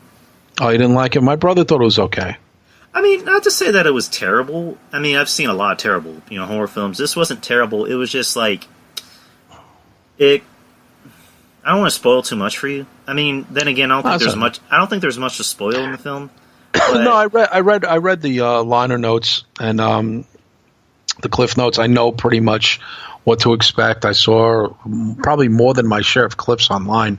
So it's almost like if I piece it all together, I've seen half of the movie. So, but I'm going to watch all these things in full because it's always kind of weird to review something that you really didn't see. And that's why even on, me and DT especially has a thing about that where if you didn't fully see something, like don't talk about it. He's got like a pet peeve about that. So sometimes I'll fuck with him and I'll say, he's like, oh, did you see the pay-per-view? I'm like, I saw some of it. If you didn't see it all, we can't review it. But I'm like, I saw it, Dick. I'm just fucking around with you. So it's like, I mean, I do that sometimes because he's got such a pet peeve about that. It's really funny. I think that's actually like one of my worst nightmares is to have DT cut a promo on me. Yeah, I mean, but the thing about DT, he'll do rants in two ways. He'll be either direct and go on the target and name the target, or he'll be cryptic and passive aggressive, and you have to try and guess. And even if you guess right, he's not going to admit that was the person he was talking about. So he goes two ways with that, So it's like he did the Jason Sensation rant. He just he just laid, and I set him up for that. That was not rehearsed. That was not anything. Yeah. That was just a thing where lately I kind of close. It's almost like he's been feeding me the closeout to the show. Yeah. And I'll do the last topic of the night, and he doesn't know what I'm going to say. So it's actually worked out really well because people have even said, and actually our, it sounds, I was going to say ratings like we're a TV show. Our listenership and our downloads, live listenership and downloads have been tremendous for late August and into September, and he doesn't even know what it is. I don't know what it is. Some people are saying just the top, the chemistry is a lot better. People are just feeling more of a connection to the show again. If maybe they fell off, they came back. We always had a pretty strong fan base, but it's really up now, and we're wondering why, because it's not a season typically for wrestling. It's kind of like a tweener season. The Survivor Series is still well off into the distance, and then you get the Royal Rumble in January. So right now it's a weird time to get a boost in listenership, but we're grateful that we do. We don't know what it is, but whatever it is, we're happy about it. I think the one cool thing about your guys' show is that as soon as the show ends, like not even an hour later, it's already posted on like Patreon or Spreaker. Yeah. With Soup, Mish, and I'm not knocking Mish or anything. I love Mish. Of course. Mish, he wants to make the show perfect. He wants to make sure there's, no fuck ups on the show, which, that's, awesome. That's what makes, both shows awesome, is that you guys have your own way of handling things. Mish, he's the tech guy. He wants to make sure, the show is perfect, and, the fans are going to love what they hear. DT, same thing. I'm not sure how both of them go about, recording their shows, or what systems they use.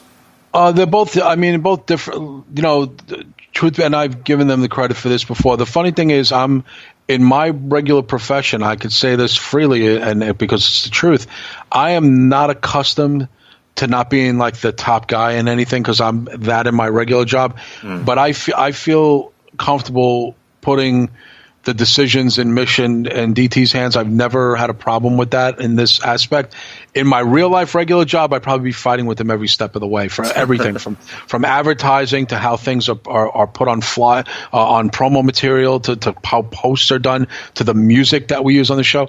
It is funny that I'm such a stickler and I'm such a take charge guy. But here it's more like, and in fairness, DT started the show and handpicked me to be his second on the show. So I kind of honor that tradition. I respect it, because people will be like, oh, you should do that.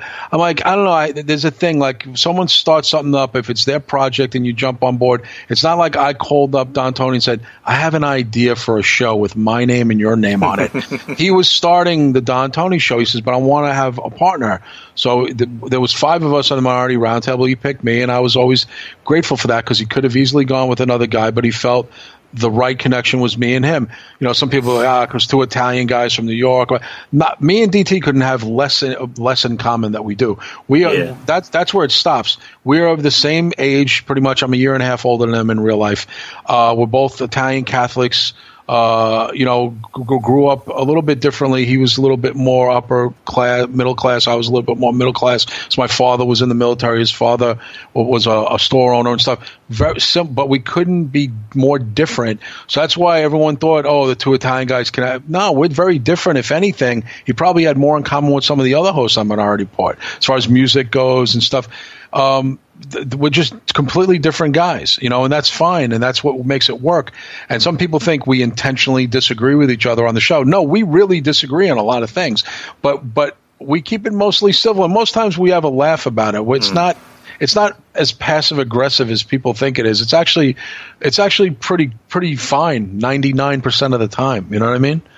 Yeah, because like I for example, it was like an episode where it was like the day after WrestleMania last year when Roman, came out to that flood of booze. Right. DT had his own view on it, and you were kind of like, people should really watch your language. There's kids there, and again, it's good to have 2 hosts that have that different feel of things, because if it's just 2 guys saying, "Hey, did you like this?" Yeah, I liked it. I loved it too. Me too. Horrible. The worst podcasting. I turn it off right away. I can't stand podcasting like that. And it's no offense. Glad-handing podcasts, I call them, where you have the same exact fucking opinion. There is no point counterpoint. There's no point to watching a show like that. I don't get it. Every great radio show, every great tandem, every great announcing team.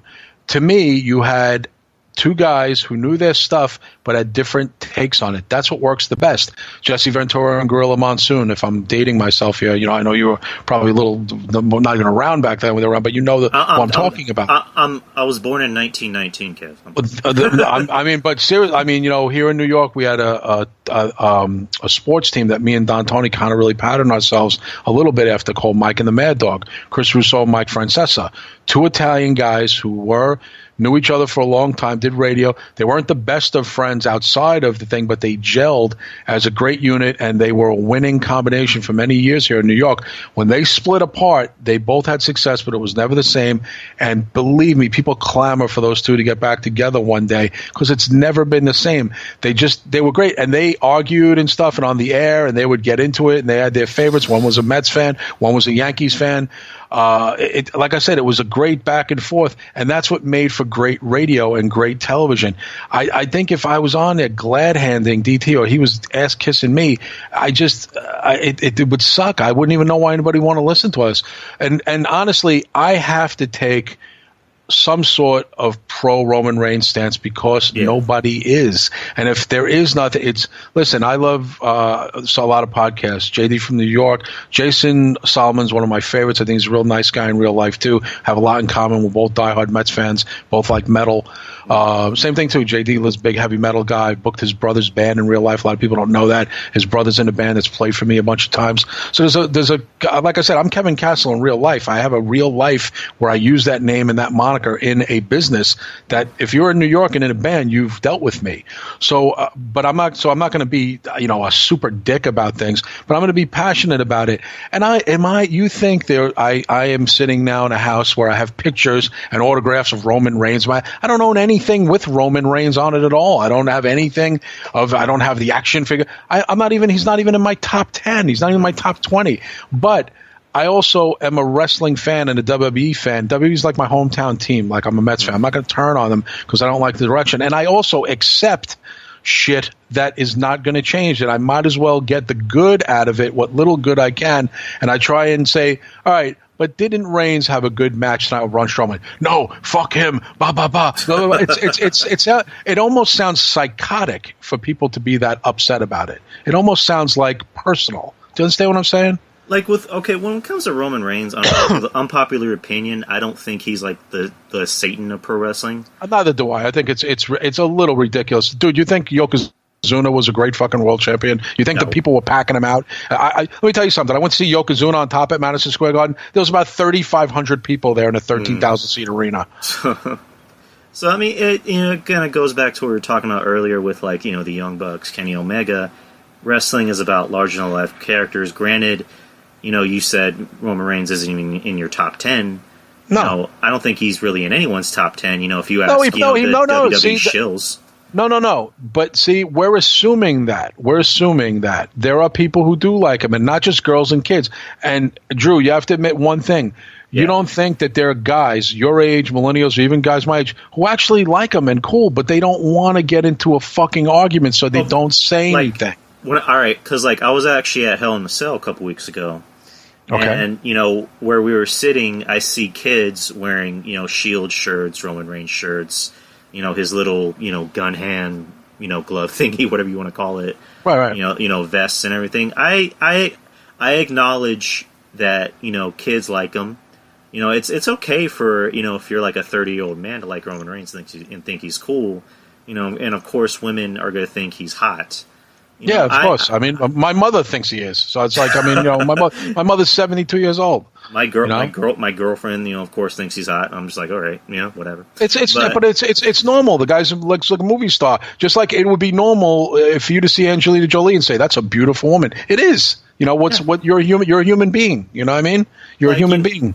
Like, it's natural. I see Scarlett Johansson. I'm like, I think she's drop dead gorgeous. Of course, right. You're a heterosexual, normal man. That's a normal person. That's why it's weird to me that I get heat for saying Carmella looks amazing in those pants. That's sexist. I'm like, no, dude, God. that's a guy. That's a fucking guy. That's normal to say that.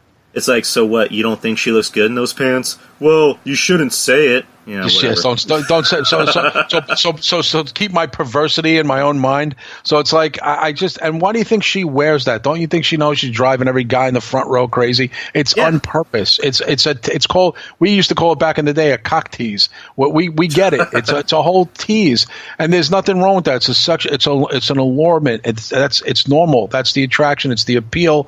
That's why they put a nice picture of Scarlett Johansson or whoever in a film to say, I want to go see that. She looks good in that. I'm going to go see it. It's normal. I don't understand what's the shame in anybody saying that. And girls hooting and hollering for Roman Reigns and Seth Rollins, normal. Nothing not normal about that. You know what I mean? I've noticed that, it's kind of like the age-old, tale of, like, it's okay for them to do it, but if you do it, it's wrong. Where, for example, my girlfriend, did you ever watch the show Supernatural? Yes, I dated a girl, my friend Christine, who was still friends to this day. She's a huge fan and a fan of both those guys. I had to hear about both those dudes for the longest time, trust me. like one of the main actors, the guy who plays Sam. I know who you're talking about. Christine's a big fan of his. I know. Like, he's actually from San Antonio, by the way. Oh, is he? Okay. Yeah. And going back to me and my girlfriend, that's actually how we kind of bonded as friends first, because we like Supernatural. And she on her old phone, she had a wallpaper of Jared Padalecki, shirtless, wearing a towel. And, she actually posted a picture on Facebook, and my mom commented, she's like, "Oh my God, that's cool, that's funny, blah, blah, blah." I post a picture of a model in a bikini, it's like, tasteful. And I get, my girlfriend, she's like, "She's a slut. How dare you?" I'm like, are you serious? And we were at dinner, I think it was either dinner or breakfast with my parents, and my dad leaned over to me and goes, "Son, if the women do it, it's okay. If we do it, then we're pigs." All right. That's true. That's true. So it's just like... It doesn't surprise me. Yeah, it doesn't shock me to hear that. And it's not like I'm posting pictures of naked ladies. I think you should be more worried if I'm posting pictures of guys.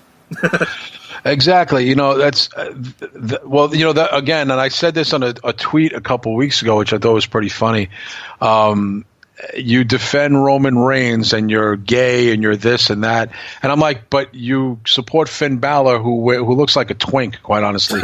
He does. My brother, me and my brother John have said the same thing. He looks like Finn Balor, sweetheart of a guy, nice guy. I know people who know him and everything, and I know he's straight, but he can be perceived. He might not be. You're not sure. So, but it's so funny that the male demographic can like this guy who comes out in a jacket with no shirt on, gets on the thing and does this thing up in the air like a Broadway show guy.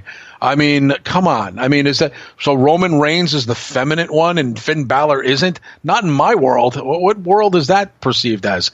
I mean, if you look at both and go, who would you think the homosexual crowd would support more? Roman Reigns? I go Finn Balor all day long. But for some reason, that's the little insult that the kind of insecure millennial man. Oh, if you like Roman Reigns, you're this and that. I'm like, I don't see it that way, because Roman Reigns to me looks like more like a man's man. Finn Balor, like I said, looks like an underwear model from Twink magazine. So it's like I don't get it. I didn't get the insult, and I'm like the insult of. And that's the funny thing. There's always got to be some gay connotation for a male who supports another wrestler who the other male doesn't like. It's always the go-to thing, and it's always done by trolls. Nobody who's got the guts to come out and say it, because PC world today, you can't say something like that. But you could say it under the cover of troll. You understand what I'm saying? You could say little nasty little comments, and you have a cartoon picture because you're not man enough literally to put even your real first name on a thing. To me, like I said, I've had a pretty good experience on Twitter with the exception of one or two people here and there, but for the most part, 98% of my experience on Twitter has been pretty good. I've yet to run into any trolls lately. You will as your podcast grows. Yeah. You will. I mean, yeah, I hope it grows, but I'm sure. Dealing with these trolls is going to be something else. Do you want to talk about the Brie Bella situation? Sure. Again, you post stuff on Twitter, and to me, the funny thing is, you get told how notable you are in the podcast community or the wrestling community. People probably make like me and DT are a bigger deal than we even think we are. So we don't really know how far. We assume sometimes something we say carries weight. Sometimes it goes into the abyss. Nobody cares. But it seemed like the Brie thing was lightning in a bottle, I guess, because it got picked up by a couple of different sites. I know someone showed me one today. I just saw something else, and someone said, someone else had copy and pasted something you wrote and put. And if people think my opinion, now listen, there's no doubt that some people want those posts that I have to draw some heat maybe and get some debate going in a negative way, almost like a troublemaker, like, oh, look what this guy said. But sometimes they might say, well, you know what, I respect on Tony Kamikaz's opinion. Check out what their show said about this situation. That I don't mind. If someone's doing it to just, kind of get some debate going, hey, listen, I said it, I'll back it up. But there's some people who totally put it out there to be like, look what this motherfucker said about, a Brie fanboy or something. But for the most part, I got pretty good feedback on it. I didn't really have to get into it with anybody. Nobody challenged me or anything. I mean, it was funny. Someone even wanted me to tweet Tommy Dreamer because they said, yo, you should hear what Tommy Dreamer said on Busted Open Radio about like saying Brie's not at fault and that everybody should shut the fuck up. And I was like, I heard what he said. He didn't really, go. Tommy also owns a wrestling company, that hardcore wrestling in Philly. He's a boss. You think he's going to throw another company under the bus that they're responsible for Liv getting hurt? He's smart. He's in charge of his own company. He's a booker himself, so he's not going to throw another person who booked that match under the bus or the powers that be. Just getting into that whole incident and what happened.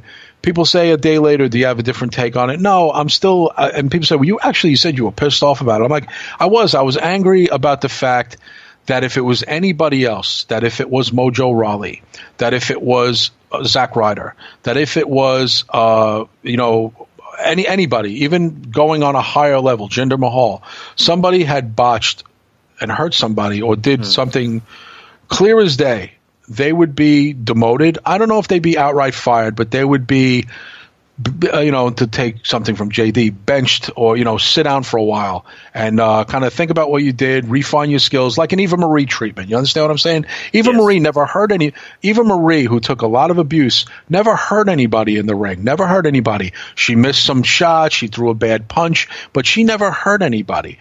She was being clowned because she was showing too much air in between her punches and kicks. You understand what I'm saying? She was being clowned because... It's because she wasn't trained by Suzuki. Well, she was trained by Brian. Well, she was trained by Brian Kendrick, who's a very respectable wrestler. Well, no, the point I'm making. I'm sorry to cut you off, but like you're right. The Indie and New Japan fans. I know what you're saying. It's like she wasn't trained in Japan by Yashiri Nakayara, and she didn't pay her dues, and she didn't. Have to wrestle for $5. It's like, who the fuck says you have to? Who says you need to do any of that shit to get over? Oh, of course, but the point being is that she took a lot of abuse, but Brie was never that good in the ring because she had celebrity and she was likable to a degree. And a lot of people said this, Drew. If Daniel Bryan married her and he's the nicest guy in the world, she can't be too bad, right? Like, right? But I know a lot of good guys who married shitty women. I know a lot of guys who did. Well, granted, didn't he walk in on her getting double teamed by Sheamus and Ted DiBiase? Oh, I'm not sure. I know the rumors and the history of Nikki and Brie Bella. I know that they were kind of, they're kind of shitty people, quote unquote. In the past, now listen, maybe they growed out of being shitty. But I'm not a big fan of them in general, not because they're not good workers. I just don't believe they're is the word legit. I don't, and not in the aspect of wrestling. As people, I'm not too big on them. I'm not the kind of people I like to hang around. Are they attractive? I like brunettes. I like Latina girls. They're half Latin. They're half Italian. I like their nationality, ethnicity. The look is something I like personally. I date people like that. I like the look. That's a girl I would be into that. But the personalities and the materialistic shit and the highfalutin life and the fucking kind of the $5,000 on high heels and going into stores and dropping $10,000 on bags, and it's just, to me, just kind of nauseating. And that's not what wrestling is all about. Again, that's why Steve Austin was so relatable, because he was like the everyman. He was like that guy that shorts and a cut-off T-shirt. He wasn't this highfalutin guy. Now Ric Flair was all great with the $1,000 suits and stuff, but I can relate more. That's why I was a big Steve Austin and CM Punk fan, because I can relate to them. They always say if someone you can relate to and you feel you can have a beer with, so to speak, you feel a connection. I never felt a connection to Ric Flair. I never felt a connection to jet-setting lifestyle people. I felt much more of a connection to the blue-collar type of people. That's what Brie and Nikki Bella came from, meager background, but they became these highfalutin, high-spending chicks, and everything was about money and fame and who I date and look at me. And to me, it's just a turnoff. I don't want to be around that Hollywood bullshit. So I don't like that type of person. I'm not a big fan of Maurice either, but I like that Maurice and Miz have a good marriage and a good relationship. I believe in them as a couple. I believe that they're not a fake bullshit couple. And I was turned off to Brie and John Cena's bullshit relationship because they're both phony people, and that's why I thought the Miz did a great job mocking them, because I thought they were full of shit. I would say with John Cena, I think, post breakup, he seems a lot more relaxed and laid back since breaking up with Nikki. I wouldn't say they're toxic for each other, but it was just a bullshit relationship. Let's just call it that. You know what I mean? Yeah. Just and getting mad, the whole wedding proposal and the spectacle at WrestleMania, taking up all that time in the fucking ring. And that was cringeworthy. To cringe, right, and then to break up and just get the fuck out of here. You don't even go through it. At least Savage and Liz went through with their fucking wedding. You know what I mean? It's like, back in the day, at least Randy Savage did he went through with it. Even him and Liz were hating each other behind the scenes. Like, we got to do it. It's for the company. So it's like, and they had a real relationship. It was legit. Randy and Liz were really married, but then they got divorced and then they got back together. Wrestling kind of brought them together and tore them apart. So I understand how wrestling can do that. But Brie Bella, I felt, was a little bit of a more of a decent person than Nikki was. Wasn't as materialistic.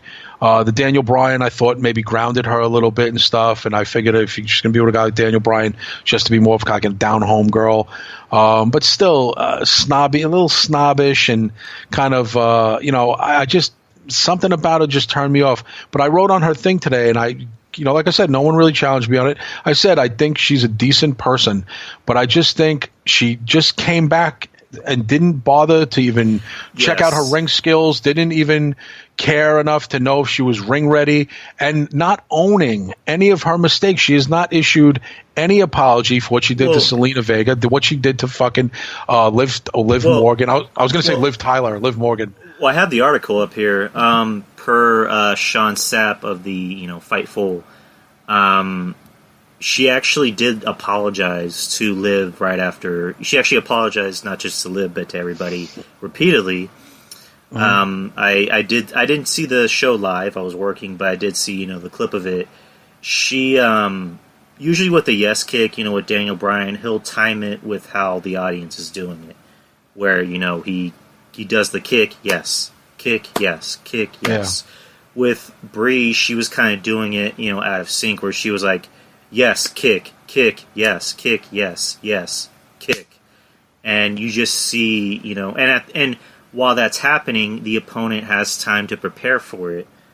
Now that she was out of sync, Liv didn't have time to prepare for it, so she took two pretty, gnarly kicks to the face, and she was knocked out, and she apparently she had to be held back by Liv and Sarah Logan because she wanted to get back into the ring. And after which, Ruby Riott and Logan were actually legit pissed off at Brie Bella. Oh, no, I know. Well, she clocked Ruby Riott in the mouth, if you saw that by accident when she went into her. Yes. And Ruby Riott stiff-kicked her. If you see her, Ruby Riott didn't hold back on the kick, kicked her right in the stomach. And like almost in the rib cage. Like Ruby Riott was pissed off, and I don't blame her. And Ruby Riott is also coming back from an injury. Brie Bella is supposed to be the lead. Listen, I'm a 10-year podcaster.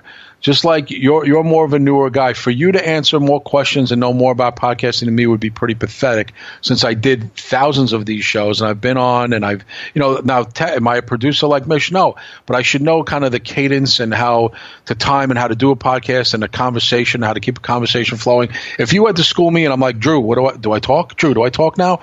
Like, you're like, Kev, you're the veteran. You know what I mean? You'd be like, what am I doing here? And I think that's what I saw yesterday. Brie, you're supposed to be the ring general. These are young girls. Liv is the least experienced, by the way, in that ring as far as legitimately goes. Liv is not in this business that long. Now, you could say that's WWE's bad. They shouldn't have brought her up that quickly.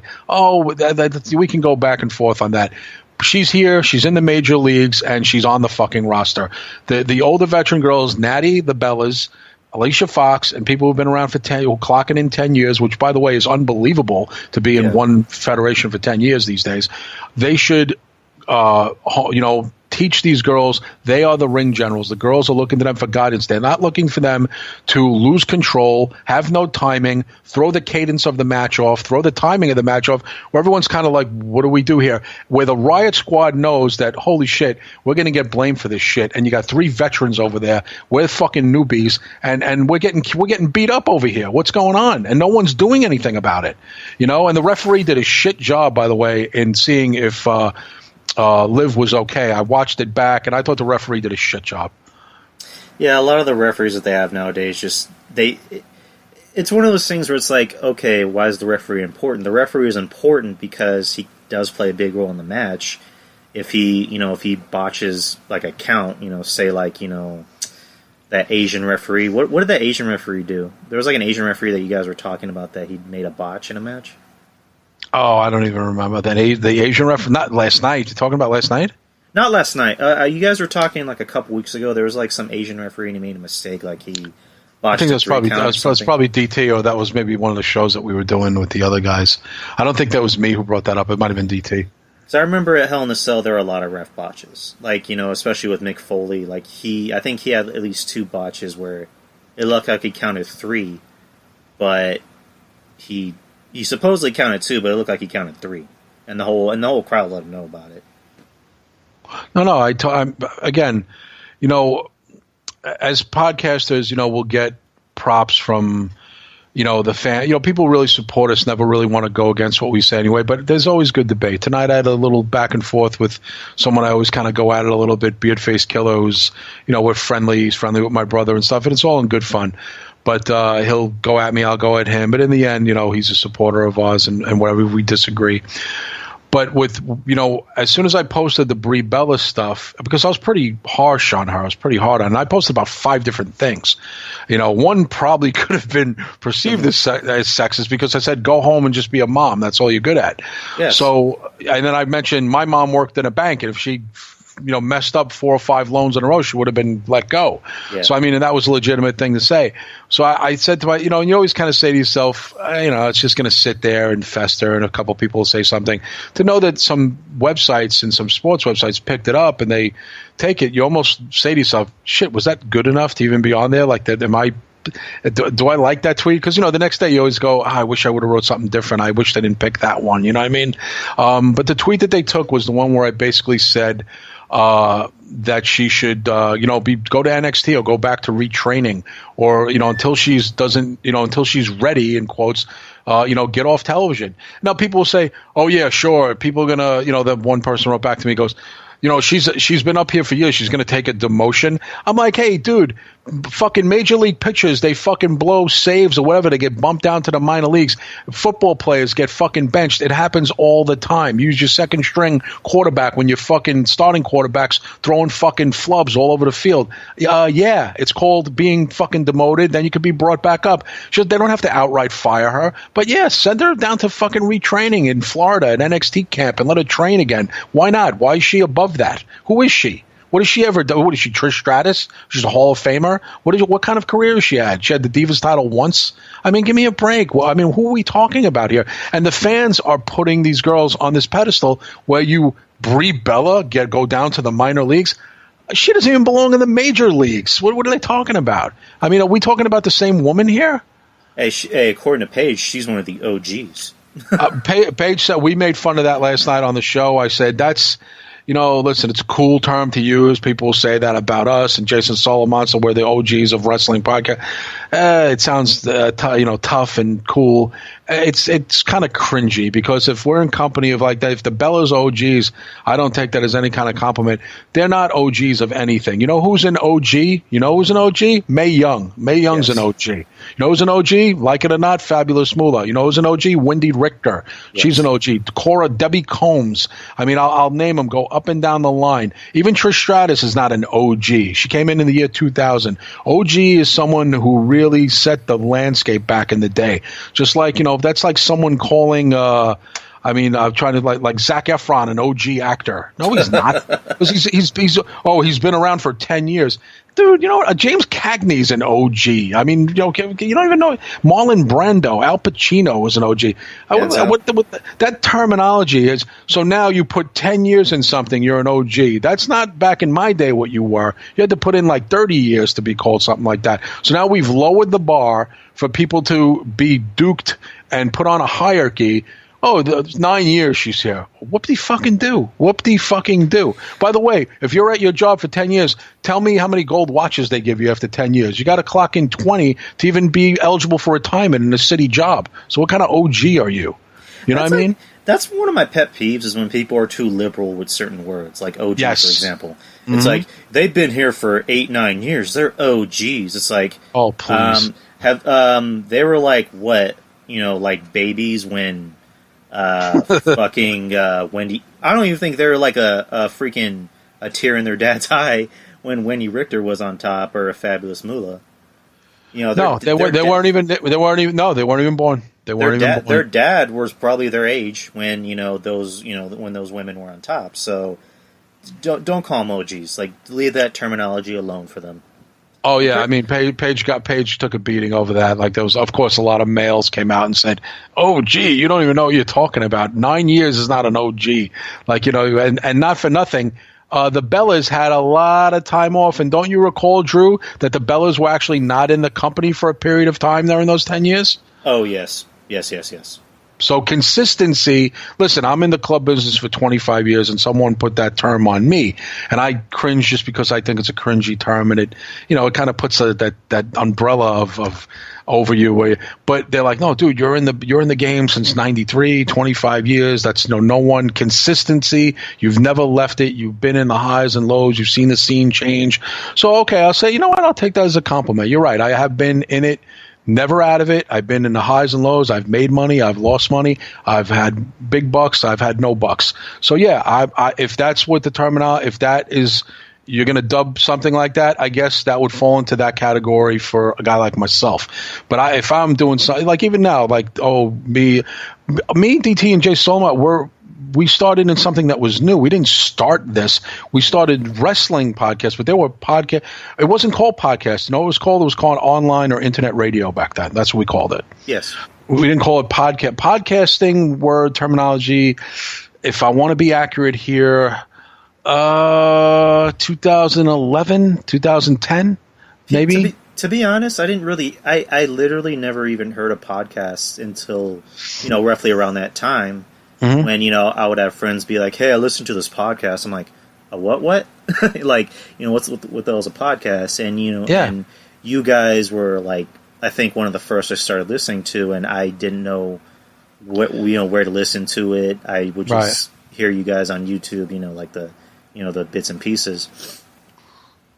So, podcasting, you're right. It's been a thing, since about like 2009, 2010. Yeah, I mean, that's again, and it's funny when they started calling us podcast, I was like, no, I would go back to it's internet radio, online radio, then we just felt, nope, you're a podcast, you're a podcast. So I'd be like, okay, because at first I didn't like that term. I remember when I was first hearing it in around 2010, 2011, I was like, podcast, like what the fuck is that? Well, that's what they call it. That's the name for what we do. I was like, why don't we just call it internet radio? Well, the podcast. Everything catches a name, and that's what it is. So that's why when someone would say to me, oh, you're that podcaster, I'd be like, okay. I was like, you went from online radio host, now I'm a podcaster. It took a while to get used to that. Now it's like, it's like second language. But when they first started calling me that, I remember I met somebody in 2013, like, yeah, this guy is my friend Kevin. He does concerts, but he's also a podcaster this time. And I'd be like, well, I do an internet radio show. And I would just like, and then they would, like, the young people would school me on, no, everybody's calling it podcast now. I was like, oh, is okay, because like I said, I'm an older guy, so I'm not going to pretend that I know in college and in high school what kids are saying to each other. I could learn from them. You know what I mean? I could learn the terminologies. I've learned stuff from working with 18, 19-year-old band members who've kind of schooled me on things that are more hip now and things that I didn't even know was either in or out of fashion. Because again, I'm an older guy. I hang around people my age. I don't hang around. Why would I hang around people 20 years my junior? Only in a work capacity, not in social. You know what I mean? Yeah, like as when I was younger, I always preferred being around an older crowd. Like, I would always hang around with my brother and his friends. And my brother's best friend since childhood is actually, one of my best friends, and he's a lot older than me. He's actually my brother's age, a couple years older. I'm kind of in the same boat as you, where why the hell am I going to want to hang around kids? Why would I want to hang around, teenagers? I'm not trying to say I'm like, your age or anything, but it's one of those things like, like music. One of my friends, he's younger, and he has his own music, blog and website and everything. And I just remember one night we were talking, he just starts telling me these random bands and random music acts. I'm like, who the fuck is that? I don't know who these people are. And he's like, you don't know who the Black Keys are? I'm like, what the fuck are black keys? So I'm just like, I kind of tapped out when it came to, modern music in like 2006, I would think. Oh, okay. So that's kind of an example of how like out of the loop I am with like pop culture and everything, and with music, for example. So yeah, I mean, again, it's with experience comes knowledge, but then there's a lot of younger people who have the knowledge of modern times, that they could teach. I'm definitely always open to hearing stuff. I'm not one of those older guys like some people I might work with who wants to know, shall remain nameless, but who wants to be right all the time. I'm not. To me, it's like, first of all, no one can be right all the time. Second of all, there's nothing wrong with someone saying, "Hey, no, I know the answer to that question," and you don't have to research it. Well, I know it. Here, I'll raise my hand. I know the answer to that question. So to me, it's like I've never been like the type of guy who doesn't feel he can learn nothing from nobody. I don't like being told what to do. That I don't like. I'm just a guy who does not like being given orders and stuff. And I think that's the whole thing. I don't. And it's ironic because my father was a sergeant in the army. The orders was the whole thing. So yeah. So I mean, it's ironic. But none of his sons went in the military.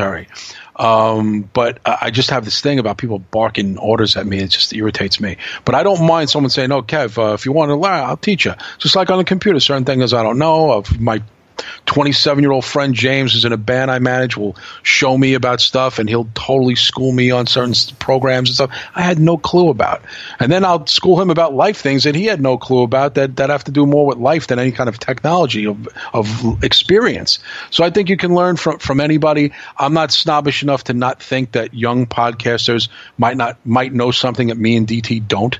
The only thing I don't like is maybe young podcasters being kind of hotshots and being dismissive of older guys because they think that we're set in our ways and we don't know anything about modern times, which is not true. I know a lot about New Japan, by the way. I just don't have time I got like 17 jobs. I don't have time to watch wrestling all the time. And guess what, Drew? Most people who will turn 50 years old someday won't have that time either. They're not my age. So it's easy for a 31-year-old to go, oh, Kevin, Don, Tony, they don't watch. They're not religiously watch it. We don't have time. We're grown men. Normally I'd probably have 5 kids running around the fucking house if I had a normal life. And I probably wouldn't have time to do the Don, Tony, Kevin Castle show. I mean, that's the one thing I've been consistent. I've been dedicated to the show for the longest time, despite the certain Monday shows. To be honest with you, there's a lot of concerts take place in New York on Monday where my attendance was really required. And guess what? I didn't go because I had to do DTKC show. And my bread and butter is in the concert business. I don't make any money doing Don, Tony, Kevin Castle show. So, I mean, so that show, I'm really dedicated to the show. So that's like my one pet peeve. If anybody questions how dedicated we are to wrestling or how, into it we still are, we're very much still into it. We very much know what's going on today. But again, I'm open to learn new things that I might not know. Yeah, going back to what you said about, you hear a lot of like these hotshot, young podcasters. Mm-hmm. No matter how old I get, I always ask questions. I've been working at the same job for about 3 years, and I still ask questions. I'm like, if someone tells me, hey, I want you to do A, B, C, and D, right. I'll ask another question and be like, okay, so just to make sure, you want me to do it like this, but not like this. Right, you're also double checking to make sure you don't do it wrong. Same thing with my dad, if I ever help him, do yard work. I'm like, okay, so you want me to, do it like this and not like this? Yes, that's how I want you to do it. And, same thing with podcasting. I want to make sure, my show is, good. Like when I first started, because before I started, I was pretty tight with Mish. I had Joey, Mish, I had your brother on Facebook, their actual Facebook profiles, and I would ask Mish questions. I would message him, be like, hey, I'm thinking about starting a podcast. What do I need? He says, you need this, this, and this. Right. So I got that, and I started my show, and I told Mish, hey, I started my show. Can you do me a favor and can you listen to it and just give me some feedback? And did the same thing with Draper. Yeah, did the same thing with Trez actually. Trez, I followed her on Twitter, and she's very interactive. We talk a lot, and she's super cool. You already knew that. Oh yeah, definitely. Yeah, she's one of my absolute best friends. Yeah, she's such a sweetheart. She's so nice. She's very caring. She's very friendly. I don't want to get on her bad side. That's the thing. Oh yeah, no, definitely don't want to get on her bad side. But I'll say that and I don't even mind saying it. I know she's going to hear this, and I wanted to hear it because the truth of the matter is, she has my back better than any guy I know. Better than any even male friend I know. Because it is about guys and certain even podcaster friends.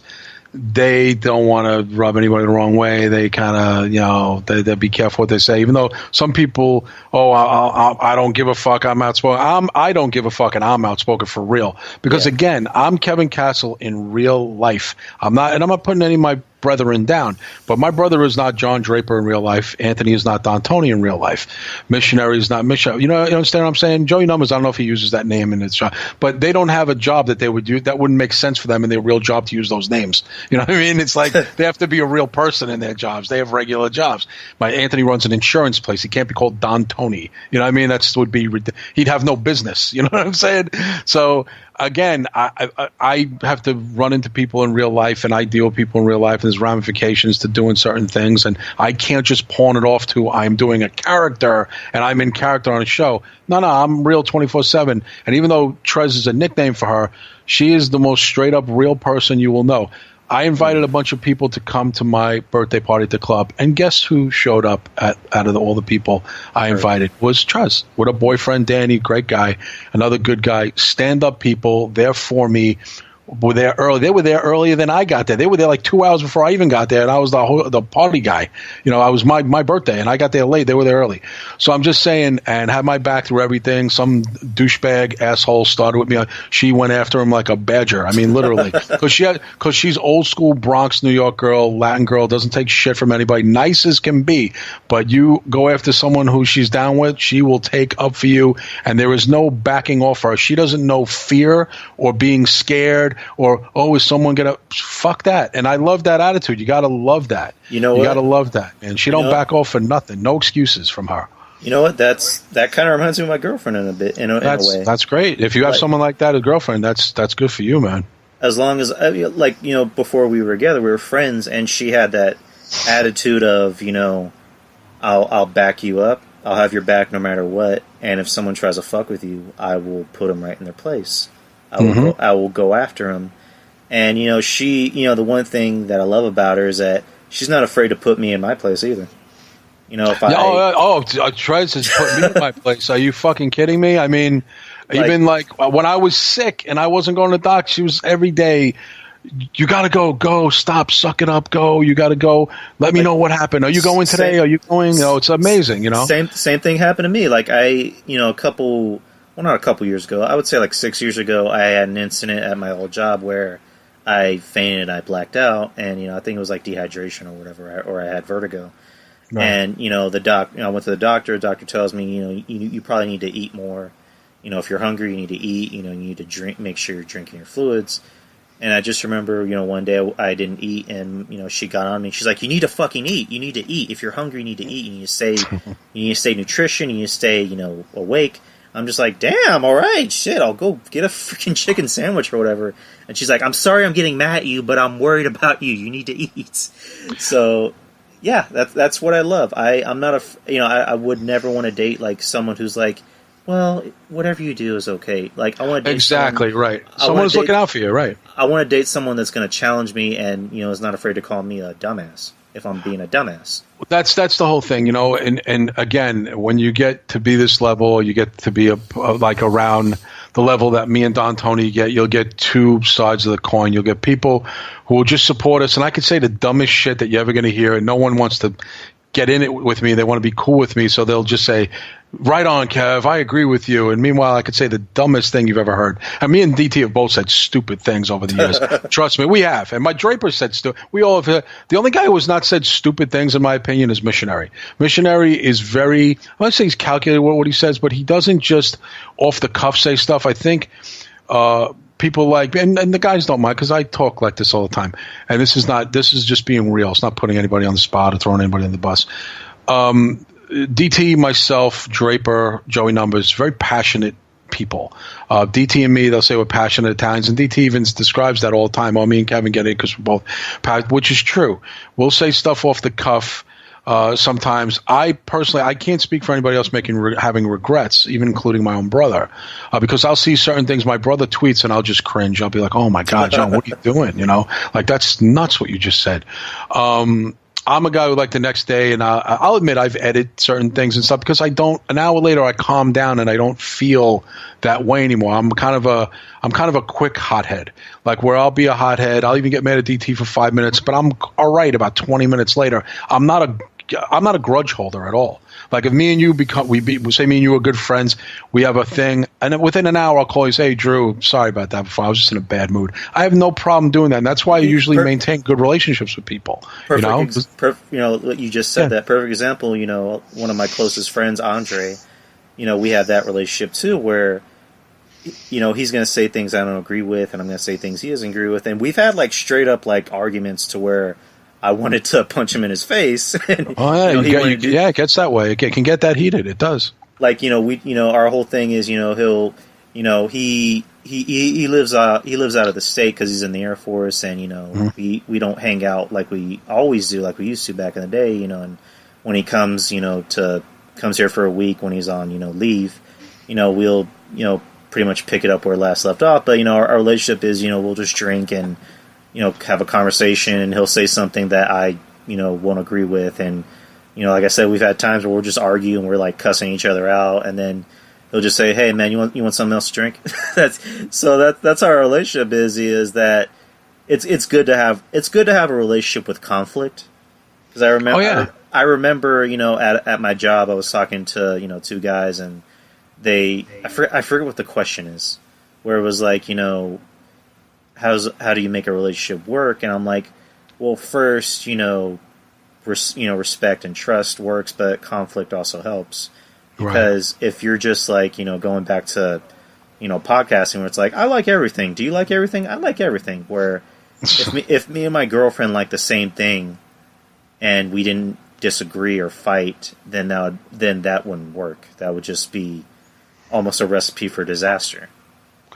No, and also you kind of set the table for how to resolve conflict in the future when you have conflict in the present, because you kind of know what pushes each other's buttons, what calms each other down. That's what makes for kind of a better situation down the road. You're still going to have the conflicts. And listen, me and Draper don't agree on everything. I'm not going to, we come from a lot of, it's 5 brothers.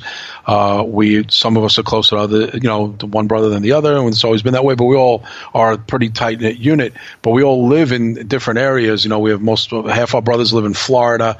Only 2 of us live in the city, in the boroughs. My brother John lives about 5 hours away up in Albany, so I don't get to see my brother that much. So actually, him being a podcaster and doing these tie-in shows with him and networking with him on Twitter on a lot of things, we go back and forth, and he'll say, "Hey, did you hear about this and that?" And we do a lot of PMs with each other.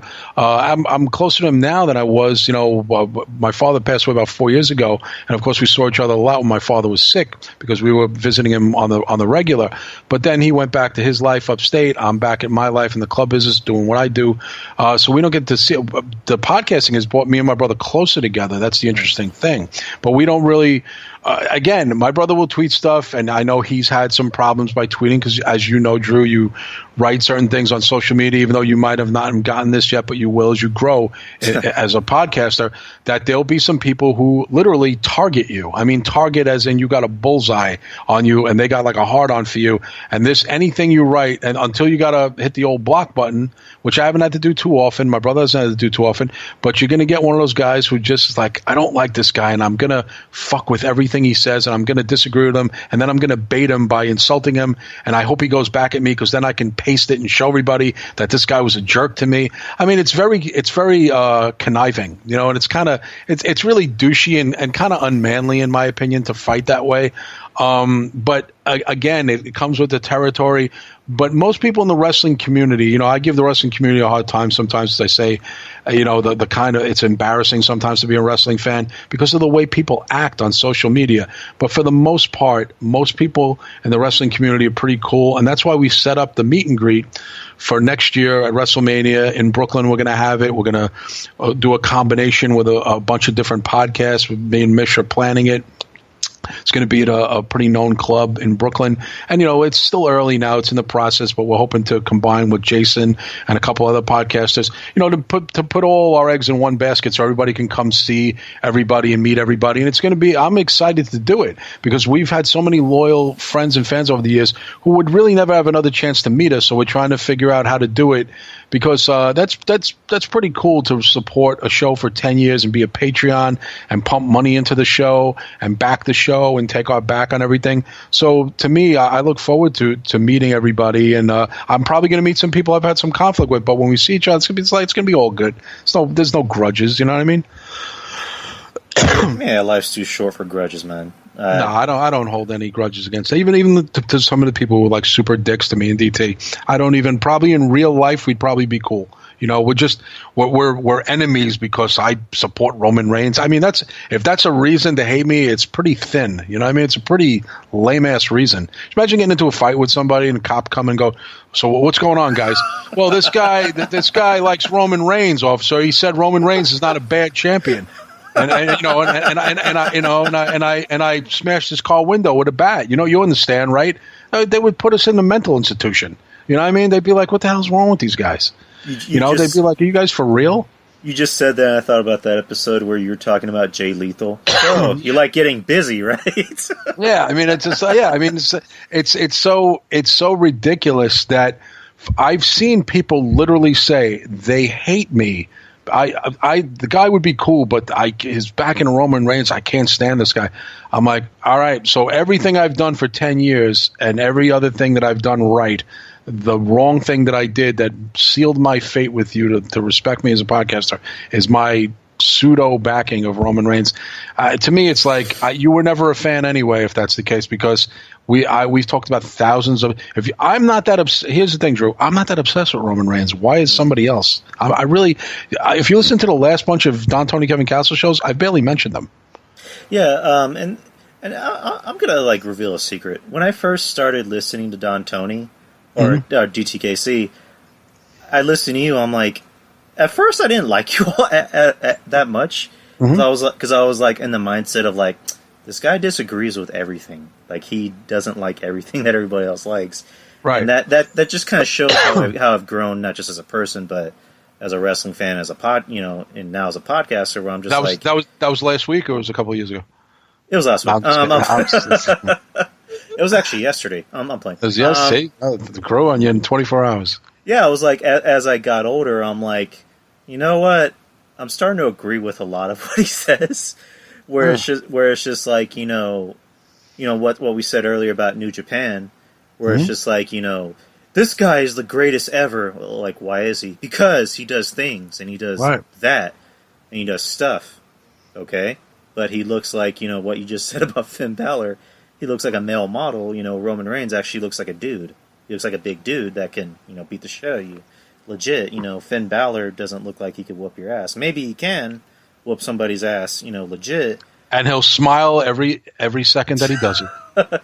So, I mean that's, again, that's why, again, as I got older, I agree with you a lot more because what you said made sense. Whereas, a lot of other these podcasters were like doing what we hate, which is like, hey, I like this. Do you like it? Yeah, I love it.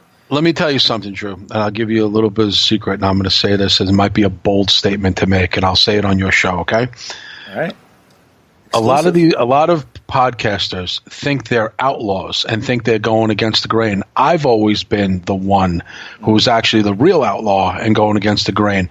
My whole life is against the grain. I work an unconventional job. I work in the nightclub business. I don't work normal hours. Like, to me, 3 o'clock in the morning is your 1 o'clock in the afternoon. You know what I'm saying? So the people who think they're the badass talking shit about wrestlers and screaming and yelling on podcasts and tough guying it up and fuck wrong, I would kick them in. They're not doing anything. It's an act. I don't put on an act. I'm a real guy. Everything you hear from me, you meet me in real life. My voice is the same. I have the same cadence. You're like, this guy is exactly what I thought. Kevin Castle, it's on everything. It's not, I'm not a gimmick. So that's the whole thing I take pride in. And it's not taking shots against any other podcasters or whatever, but they think they're against the grain. They think they're making a right when everybody else is making a left. Wrong. It's always been the opposite way, and that's why they don't get me. And some people will take a step back and go, wait a minute, this guy is the one going against the grain. I'm not the corporate WWE fanboy. When you think about it, first of all, anybody who wants to always have their own way is the ultimate fanboy. Because first of all, what is the definition of always getting your own way? It's a baby, a child, a petulant child. Okay? Someone who goes with the flow and is cool and calm and collected and says, let's see what happens. Let's give the guy a chance. That's an adult. That's a rational person. That's a person that you want almost in charge of things. You're like, this guy's got a good demeanor. I trust this guy. Do you want the guy who's losing his shit over a wrestling angle and declaring he's quitting, he's breaking his laptop, he's burning his WWE T-shirts? Someone who has lost their shit, Drew, over a fucking predetermined soap opera for men. Do you understand what I'm saying? Do you take stock in that person guiding you on your journey through being a podcaster and being a wrestling fan? Or are you going to go with the cool, collected guy who's talking sense, not talking like a raving asshole, making threats, saying stupid things, talking out of term, putting people down to put himself over? Who are you gonna back? You know what I mean? So it's like people are like, oh, this guy is a this and that. But when you take a step back, what you said to me now, a lot of people have said to me, Kev, at first I wasn't on your page, but then you started to make a lot of sense to me. And I started to get annoyed too that everyone is like, we're the rebels because we're anti-Roman Reigns. No, you're not. You're just you're actually on the corporate bandwagon. You're on the bandwagon of popularity. You're doing what everyone is doing. Get off that fucking bandwagon. Well, take a walk around it and just say to yourself, you don't have to like what's going on, but you don't have to lose your fucking shit because it is a wrestling program. It's entertainment. And if you really don't like something, I know some particular podcast, and it's not Don Tony, doesn't like to hear this term, don't watch it. Don't go, take a step back, see if you really love the sport anymore. Well, and I can't see anybody doing a podcast on something they don't like. Do you understand what I'm saying? Well, I was going to say, when it comes to wrestling, we know it's fake. We know it's predetermined. What we get more passionate and mad about is more just the politics and the bullshit behind it. Like, for example, Hell in a Cell, big time main event, Braun Strowman versus Roman Reigns. There was about 12, 13 minutes of actual wrestling, and then the majority of it was just outside shenanigans. And then Brock Lesnar comes in and just, fucks both of them up, and that's how you end a fucking pay-per-view. Right, but here's the thing. It's not all Roman Reigns' fault. He is an employee. No. You're not saying that, but a lot of people put it on him. It's almost like the son who always gets blamed. Yeah. Time after time, we had 5 brothers. My brother Joe seemed to take the brunt of a lot of stuff. My brother Joe was a good guy, and he was the oldest brother, and he took the ass reaming and the fucking verbiage from my father because he was responsible for his younger brothers. But when I took a step back, I go, my brother was a fucking saint. Me and my brother Draper should have got a beating half the time. We were shitty kids. And this guy was a great guy, and he took the brunt because he just was the focal point brother. And sometimes it's not fair. And people say, that's what's funny. Would you not take a position to be a top guy in wrestling? Exactly. I think it's funny when people say Roman Reigns should step down and let someone else be champion. That's hysterical, dude. Here's a scenario. Here's Vince. Roman, I have a proposition. I want to take your title, your position. I'm going to have you feud with Zack Ryder. Okay. Yeah, okay. And listen, don't you think that Roman Reigns thinks he works hard and sacrifices? He's got 3 children now. He doesn't see them. Just like the other day with that stupid thing. And me and DT completely disagreed about it. And I was kind of surprised DT took the side of the person who we don't even know if it was real, with saying Reigns and Rollins were mean to fans at a convenience store. Every podcaster I know except DT took Roman Reigns and Rollins' side. But again, we all have to go against the grain for our own reasons.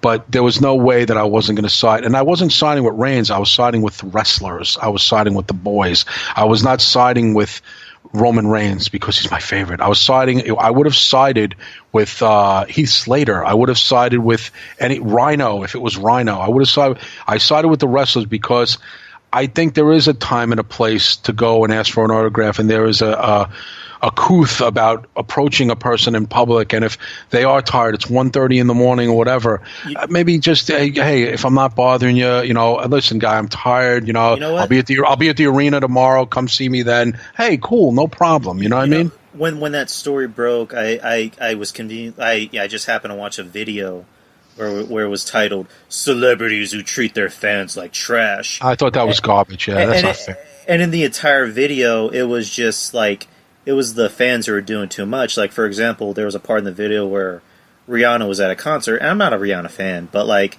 she was at a concert and she was doing the whole bit where, like, the singers will like go into the crowd and put the microphone to their face and say, "Hey, here's the lyric." Rihanna's walking in front of the fans, and one of the fans starts pulling on her arm, and she tries to let go, but he pulls back, so she takes her microphone and kind of hits him in the head with it. Other examples are like, and I've learned this is kind of like disturbing almost. Adults will actually use their kids as like plants to get autographs from celebrities. And yeah, it's true. They do that. And I was trying to tell DT that because DT's they're children 5 and 3 years old. I'm like, dude, again, we don't know the precursor to all this stuff, what happened before that. There's no excuse. And I was saying, if you listen on the show last night, I was kind of like, everyone I know is on this side, and it's cool to take the counterpoint because that's what our show is all about. Lord knows you've probably even heard shows where I make a very valid point, and then DT goes, "I completely disagree with you." And the one thing I loved in the chat room a couple of weeks ago, where everyone's like, "KC winning the argument, give it up, DT," and it was like, I thought it was just a beautiful thing. It was one few times I looked at the live chat because I usually, here's a little inside stuff too. I actually don't usually put the chat screen on because it distracts me. So I don't, you know what I'm saying? Because then you'll get caught up in stuff and people start fighting in there, and I'll know some people in there. My brother will be in there, and you kind of almost get caught up, and then I'll get tripped up. So I purposely don't watch the live chat. I just don't. I never have. And that's been for years. Occasionally I'll turn on the screen. I'll look at it when it's a real, like, a wrestler passes away or something like that, because I want to see what people are saying, or it's like something like real news breaking. But for the most part, I disable the chat for myself. I just talk straight and I just listen so I can focus on the debate that me and DT are having. It's just what I do. Yeah, I guess we can close the show out talking about the Super Show, the big Super Show next Saturday. What's your overall view of it? To be honest with you, Drew, there's 47 pay-per-views coming up, and I confuse that with Crown Jewel, with Evolution, with Survivor Series, and how many pay-per-views you have? I mean, it gets very convoluted, doesn't it? Yeah, because like, I don't even really think of it as a pay-per-view, to be honest. It just seems like a really overproduced episode of Raw. Oh no, I understand what you're saying, but I'm saying it's Super Show, Crown Jewel, Evolution. I mean, they're promoting so many things that your mind kind of gets scrambled eggs after a while. You know what I mean? It's like, okay, which one is this again? What is this the one that the Shield will probably? No, that's Crown Jewel. They'll probably break up on that one. Like it does get a little bit. Listen, I get, like anything else. As much as I love wrestling, I get my fill of it sometimes. You know what I mean? Yeah, because it's like, I could sneeze and it's like achoo. Oh, by the way, there's like 2 big pay-per-view events coming up. It's like, what the fuck? It's like, dude, I missed the big 4 back in the day. Royal Rumble in January, WrestleMania in March or April, Survivor Series in August, and then SummerSlam in August, and then Survivor Series in November, and that went on for many a year, and I was so happy with that. And of course, on the rival team, there would be WCW's pay-per-views, and that was good enough for me. There's so many now that, I mean, it always, to be honest with you, it even, and I love doing this. That's why I would have done this for you, and you're a good guy, so I always, plan to come on your show. So, but for the most part, there are times where I swear to God, I don't want to come on. As much as I love it, you can have that day where you do not want to put those headphones on. You do not want to talk.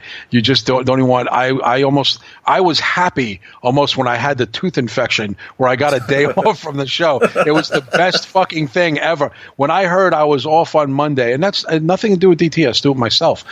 When I was given the Monday off in advance because I was getting the dental surgery, and I knew I went through 2 weeks of a hard time because I got sick from it. Literally, it did havoc on my immune system.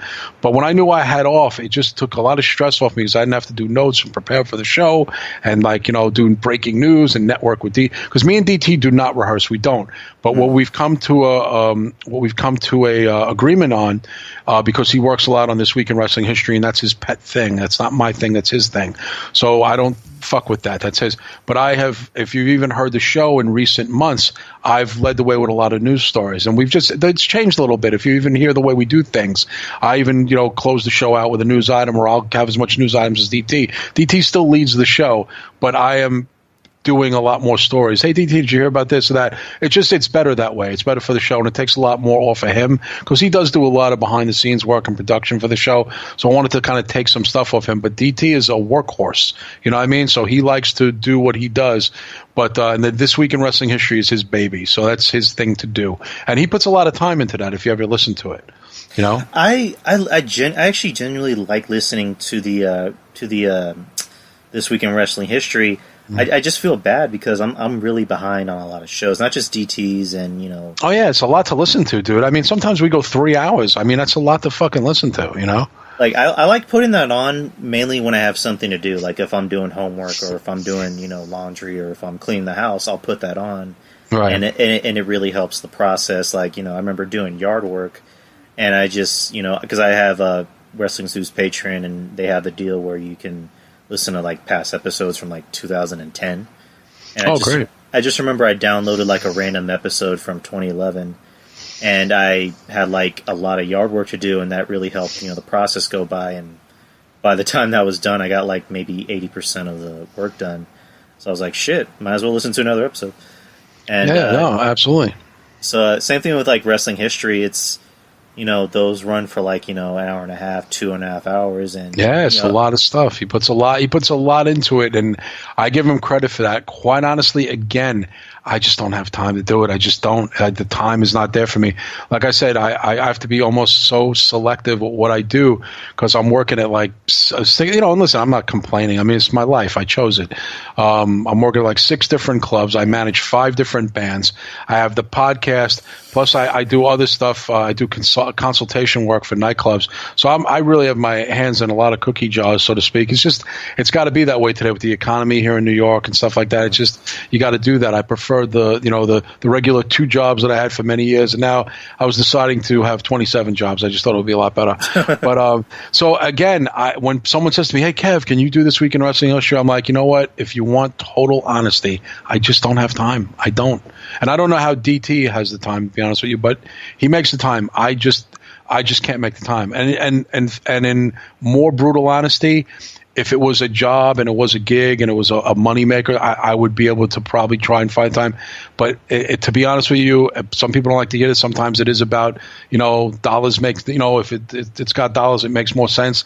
And also time is money, you know what I mean? And also, again, a lot of people are not my age. I'm the oldest guy on the show. I'm the oldest guy out of Draper, Mish, Don Tony, Joey Numbers. I'm the senior citizen here. And when they're my age, they'll want to nest egg themselves a lot more secure too. So I hope they understand that from me because, if I was 50 and had all this free time, I think you'd be kind of suspect about that. Like, what does this bum do? You know what I mean? It's like, Kev's always free. Does he have win the lottery or something? No, I got to do a lot of work. And the free time I have, I put into Don, Tony, Kevin Castle. So I wish I had time to do This Week in Wrestling History. I don't do it for 2 reasons. Number 1, it's Don Tony's baby. I couldn't do it better than he does. And number 2, just don't have the time. Yeah, like, I know people that are kind of like within your age group, and they'll have all that time in the world to party, and I'm like, dude, don't you have to be up at like 7 in the morning or 6 in the morning? Yeah, it's like nah, I'm good. But yeah, with DT, it's like he has all that time, to he's a better man than me. If you know to do all that. He's a better man than me because he has, like I said, he has a lot of responsibilities. He finds some people can find a way, but also we have completely two different lives. He also has a office that's open 9 to 5. My business hours are after I talk to you now, where it's New York time. It's almost 12:30 at night here.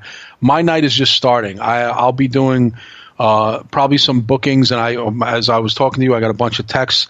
I got to return. I don't have, I'm not rushing. I'm just saying that when I get off, I have about 3 to 5 hours of work to do.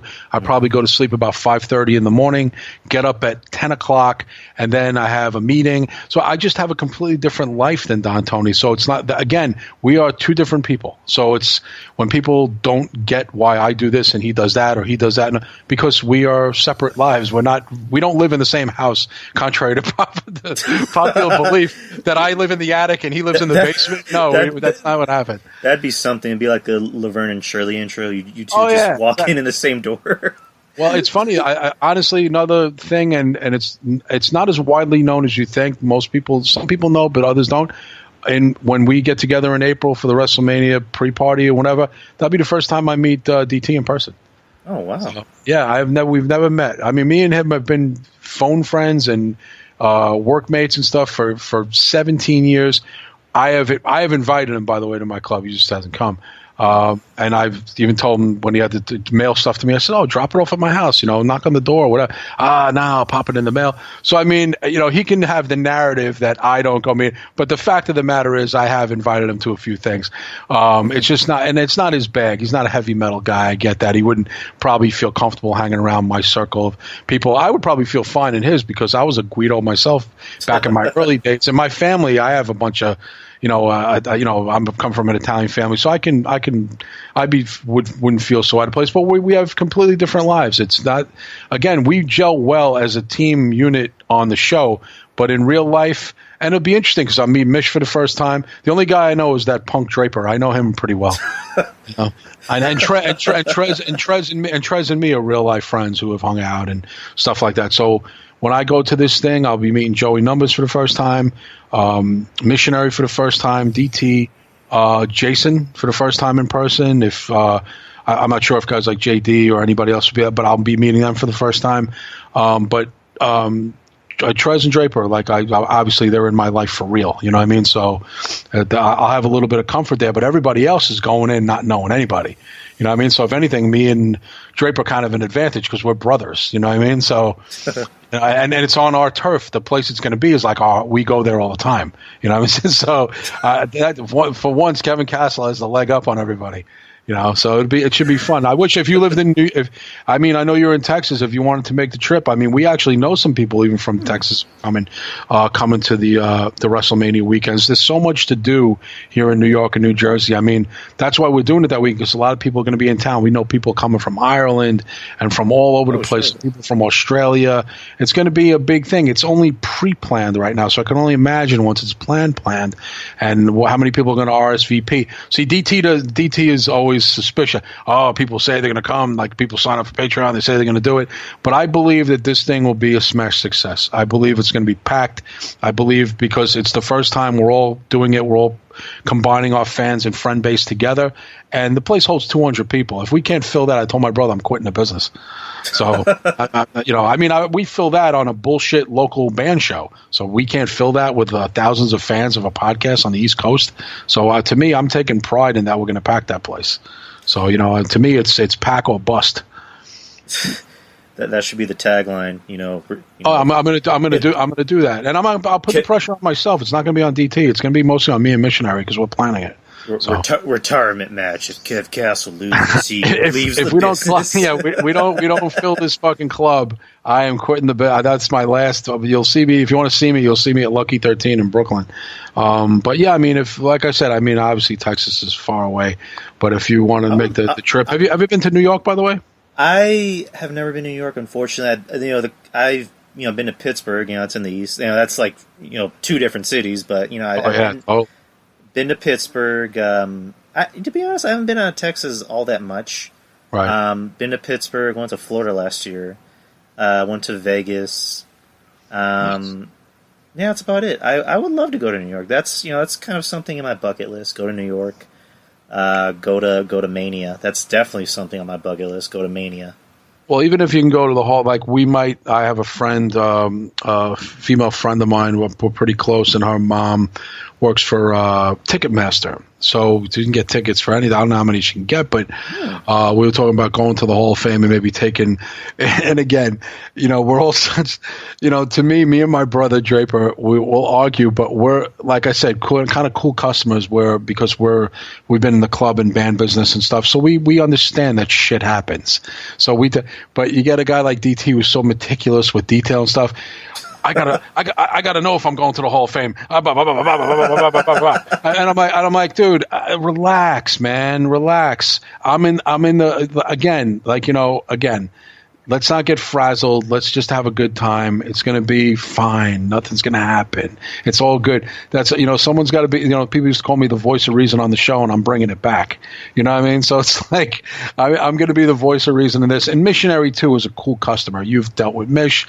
He makes you feel better after you talk to him about stuff. He's kind of a, good old Midwestern boy, so I don't think Mish even understands the fighting and the argument and dissension that goes on between New Yorkers sometimes. So he probably is like, what the fuck is wrong with these nut jobs? But he's now Mish will never say that, but I told him it's perfectly fine if that's what you're thinking in your mind, that me and DT are two psychopaths. It's totally understandable. But he won't come out and say it because he's too much of a gentleman. But and he's friends with both of us, so Mish never wants to take sides, which is cool. That's what I mean. He's the Midwestern gentleman. That's what I call him. But he'll have a great time here in New York. I think anybody who comes to this is going to have a good time. And it's what I do. I do club shows. It's my forte. I actually booked Jake Roberts to do a stand-up comedy thing in Brooklyn in December. He's doing his spoken word comedy tour. He's doing one of the clubs that I work at to set up the whole thing. This is my business. This is what I do. So to me, if I'm in charge of this thing, no one's got anything to worry about because I do this like the back of my hand. I've done 5,000 shows as a concert promoter and booker. So this is what I do. So that's why I tell DT, just come, enjoy it, leave it in my hands, you'll be fine. But I got to know this and that. I love the guy, but again, this is what I do. Just like he's in insurance, and when I need an insurance, I hit him up and I said, dude, give me the scoop on this insurance thing, because that's his profession. I think we have to remove ourselves from the fact that we're not Kevin Castle, Don Tony podcast, and now we're business people in real life. This is what I do. Give me some advice. Do you know what I mean? I do, man. I get you. So I'll let you go. Well, before I let you go, you're a big Batista fan, right? Yeah, I like Batista. I mean, honestly, I am a big Batista fan. I haven't been a fan of his lately because some of the stuff he says. I mean, I don't agree with him on a lot of things, from politically to just socially. But I'm a fan of Batista in general. Yeah, I mean, not to the point of I'm going to defend him every 5 seconds. Yeah. But I thought Dave did a good job when he was here, and I think he's very underrated. When he was kind of doing his thing when the company needed him, he was a lot more valuable than people remember. Yeah, I was going to say, he recently did a podcast for the actor Michael Rosenbaum. I'm not sure you know who that is. Who is that? That sounds familiar. He was on the show Smallville. He played Lex Luthor. Yes, I know exactly who he is. Okay. He has a podcast where it's called Inside of You. Yeah, it's, nice. He purposely called it that because the tagline is, thank you for allowing me to be inside of you. Oh, that's awesome. Okay. Yeah, kind of like side note, he had Jennifer Love Hewitt, and she was like, "Yeah, I got a email in the middle of the night saying let me be inside of you." Oh, so anyways, it's all in good fun. His show is actually pretty good. It's like different than like most of those like celebrity podcasts where they don't just talk about just like, hey, what movie are you in? It's like, hey, how are you? Like, how's your day going? Let's talk about A, B, C, and D. And sometimes they'll get a little emotional. Anyways, he had Dave Bautista on. Okay. They know each other because they were in Guardians of the Galaxy 2. Right. And he was talking to Dave, and Dave was talking about his upbringing. He was talking about wrestling. It was actually kind of an interesting conversation because, Dave, he doesn't really talk about his childhood all that much. Right. And he talked about how he had a rough upbringing. It was just him and his mom, and he kind of told this, it was kind of a funny story where he said that some guy actually got killed in an alley outside of his house, and his mom was like freaking out, and like his mom was freaking out more by the fact that Dave wasn't freaking out. Dave was more like, oh, some guy got killed. No, it's crazy. Oh God, yeah, that's yeah, cool. Like I said, cool customer. Dave's a cool customer. You know what I mean? So it's like I like people who kind of have a chill tone to them. That's why I kind of always thought he was cool. And again, that was a guy. It seems like every few years, Drew, I support a wrestler and I have to live it down. You understand what I'm saying? It's like Ultimate Warrior, okay, Batista, Roman Reigns. It's like. But Ultimate Warrior had my comeuppance because when he died, 99% of the world mourned and put him as on a pedestal. So me and DT had a comeuppance on that because me and DT took shit like you wouldn't believe for backing Ultimate Warrior and being a fan of his. And then 2014, oh my God, what a turnaround. What a turnaround. And then when they saw him at the Hall of Fame with his two cute little kids and his pretty wife, everyone's like, he's not that bad of a guy. Maybe he's just kind of fucked up. He was mad because the way he was treated. And all of a sudden, like, this is what we've been saying the whole time. And it just got washed away. All the shit that people gave me and DT. But Batista was a guy I got shit about. And then, like I said, now the narrative is Roman Reigns. And I'm sure, who my new favorite's going to be. So let's prepare for me to get the backlash. Let's do it. Another scoop you'll get on your show. I'm a big Matt Riddle fan, so right off the bat, he's going to get a lot of shit because I'm backing him.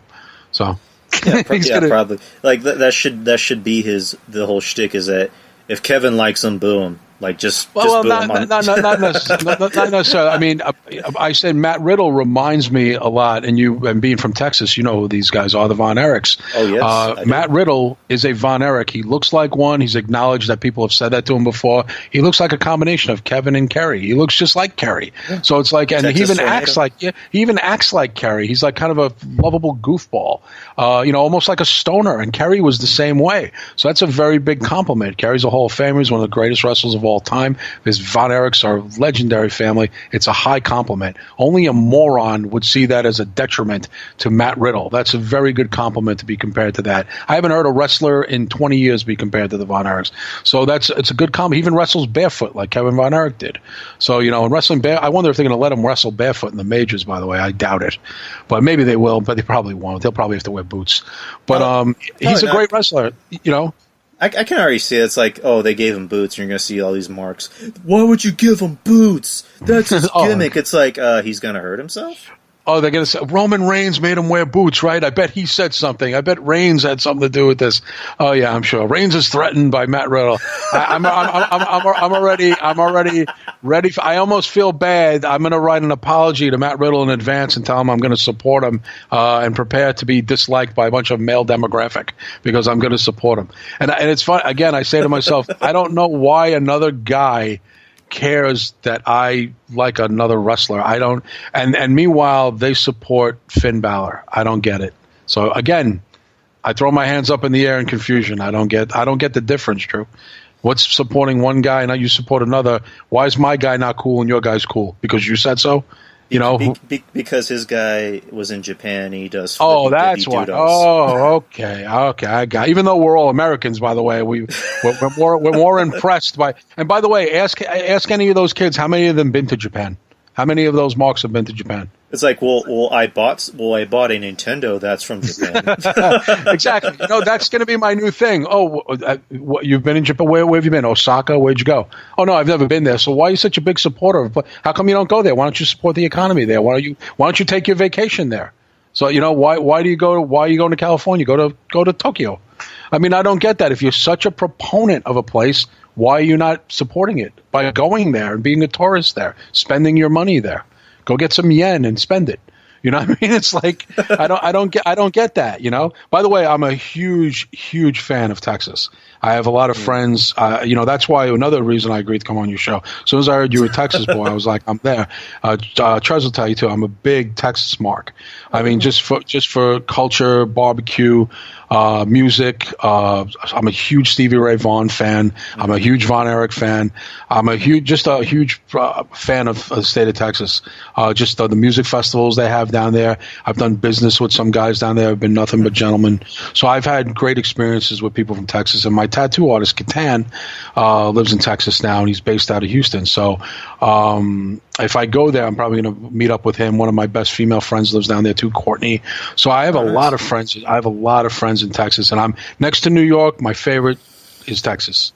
Absolutely. Have you ever been to San Antonio before? I've never been to San Antonio. Like I said, Texas is on the next couple of vacations I take, and I go away is going to be in the state of Texas, and each time I'm going to visit a different part of the state of Texas that I haven't been to before. So, and also there's a band, and it's before your time. I have a good friend, Jason, who's in a band called Dangerous Toys in Texas, and they were big back in the day. And of course, I'm a big Pantera mark, and just a lot of things in Texas culture, from music to food. I'm just a big fan, and even wrestling. I'm a huge fan. Yeah, I'm a homer. I support anything and anybody that's from Texas. If I for example, I like basketball.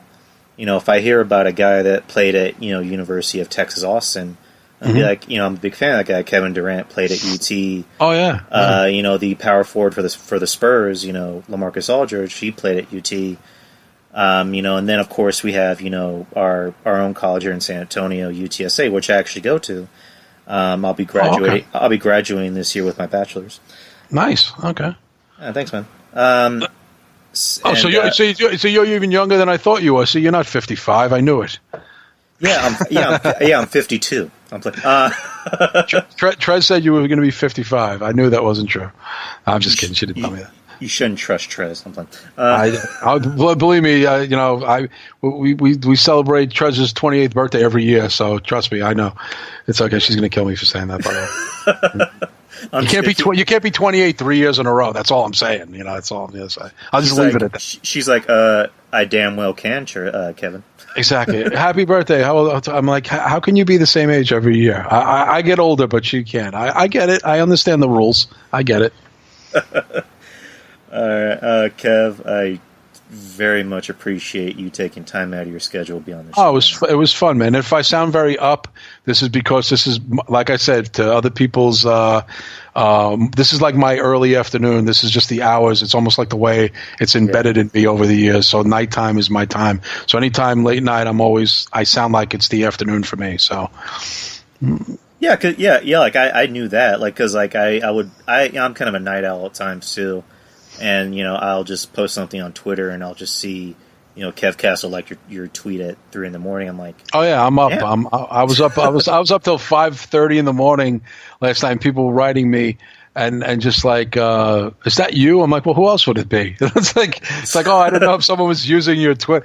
People actually think that like someone goes on. I don't know why they would think that and post for me or something. I'm like, no, it's always me. I think I have a certain way that I even write and do things now where people could tell if it wasn't me. I just have a certain style of the way I post, and I use a lot of LOL. So if you don't see that, that's not me. So I don't use. Don Tony uses like symbols, and I just put LOL mostly. He uses a lot of upside. DT's thing is upside down smiley faces or side smiles, and mine is always just I litter my shit with LOL because I always want people to know that yes, I am joking. So just in case anybody takes it serious, because when I got called a sexist the other day by somebody, I said, dude, it was clearly a ha-ha. There was nothing there hating on women. It was a goof. Someone got offended that I said something about missing Alexa Bliss's ass tonight. So it was like for fun. It was just like for fun. Oh, that's a terrible. First of all, it's not a terrible thing to say. A lot of guys are like, dude, I agree with you. So it's like, but you'll get that one person's like, dude, at your age, you shouldn't be saying things like that. I'm like, listen, when I stop caring or looking at women at my age, that means I'm dead or impotent, and I don't want to be either. So, I'm never going to stop joking around. And let me tell you something. Hot girls know they're hot. They don't take offense that guys think they're hot. Most girls I know actually secretly like that shit. So, and they say the same thing when they stop getting the compliments that guys are digging with their outfits. They know that they got to make a change. So it's again, like we were talking before, it's normal, and I don't know why other people don't see it as that. I don't know. I guess they just want to pull the whole SJW white knight crap. Oh God! I would get off social media altogether if they took over. Thank God, there's just as many of us with the sense of humor as there is of them. It always seems like we're losing the battle sometimes, but there's just as many of us as there are of them. They just are more grandiose than we are because they want to save the day all the time, and we're just chilling, like don't give a fuck, Yeah, we're a very rare breed of people. We are. I'm still freaked out as I'm talking to you here. Someone wrote to me and said, are you going to talk about Bill Cosby on the Castle Chronicles? I'm like, I guess again, I'm still freaked out that Cliff Huxtable from the Cosby Show is going to be in jail for the rest of his life for serial rape. I mean, this is what I don't even know what world we're living in. Where 30 years ago, you told me this man who, when I was my childhood, just to close it out because it's a big story, as we're talking about, this is a pretty big story. He's a big star. It's amazing to me. The guy with the #1 TV show, and every Thursday night you sat back with your family, you watched it. This was the guy that you looked at as a dad figure. Didn't matter if you were white, black. He was like everybody's dad. And it's so sick to know, like, 60 women. I mean, what the fuck? You know, what is this? You know?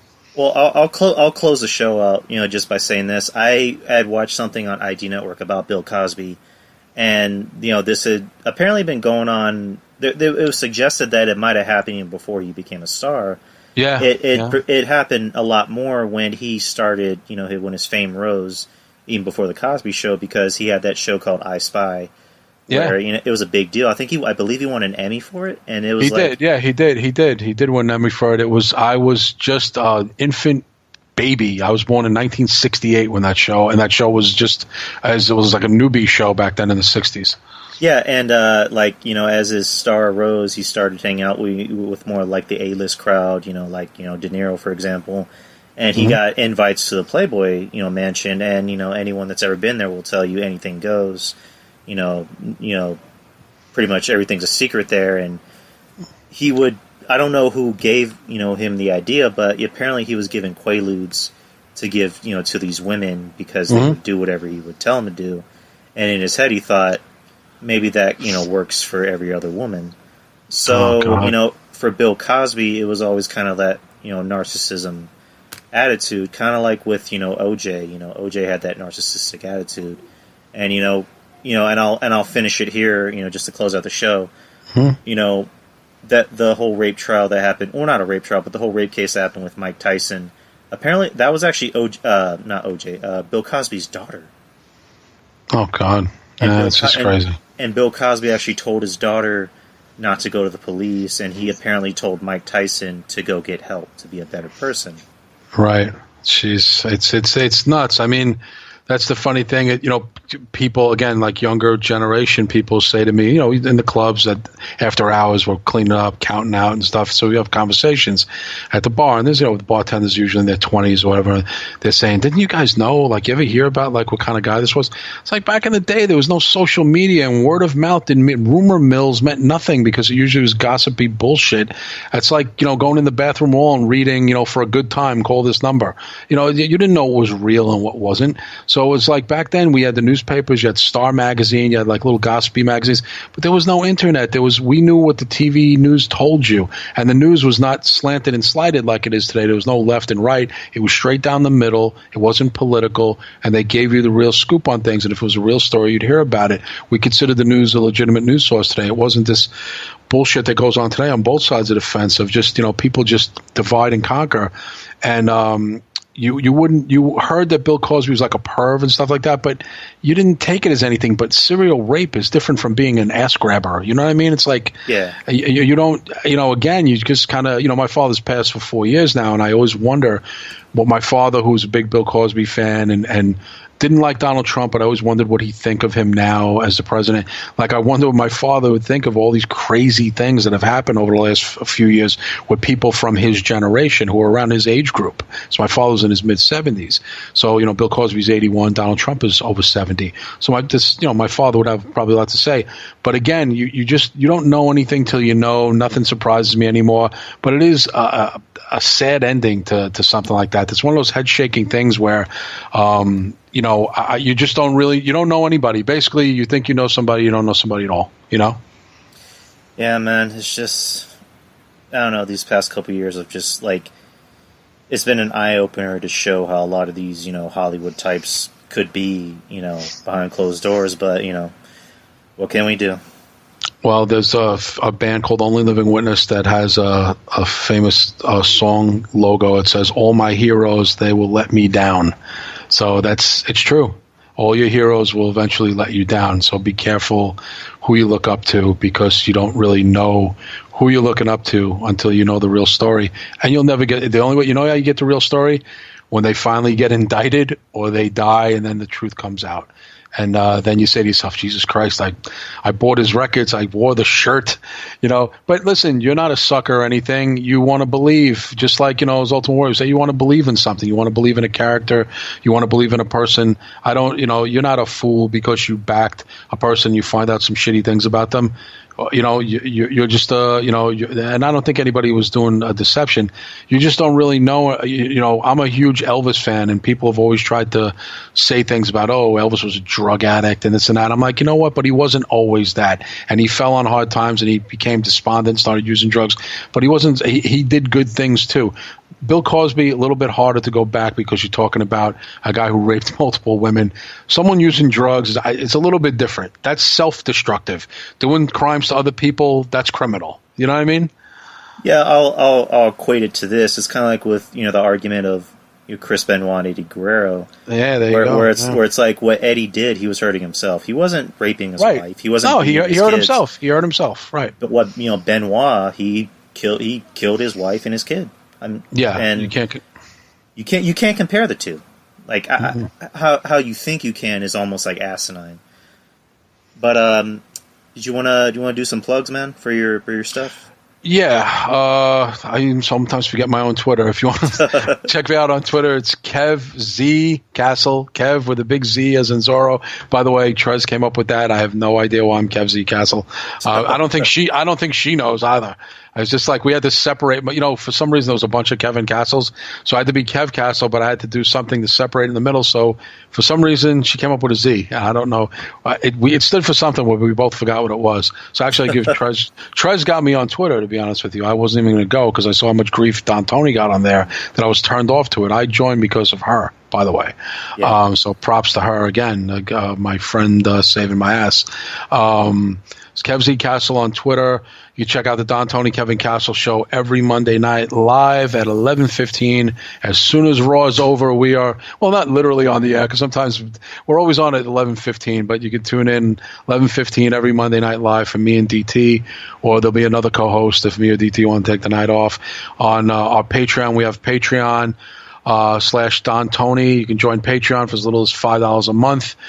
You can hear all different exclusive episodes of Breakfast Soup, which has Anthony Missionary Thomas from Wrestling Soup combining with Don Tony, and they do a great show together every Wednesday. On Tuesdays, I do the Dark Chronicles with the aforementioned Trez. We have a lot of fun on that show. And then I do a solo show for everyone who's always asking me to do solo shows over the years. I do one called Castle Chronicles every other Thursday for Patreon. We record it on Thursday. All these shows are uploaded by midnight. And there's a lot of back episodes of early Don Tony, Kevin Castle, from when we did a Hotline, the Minority Report.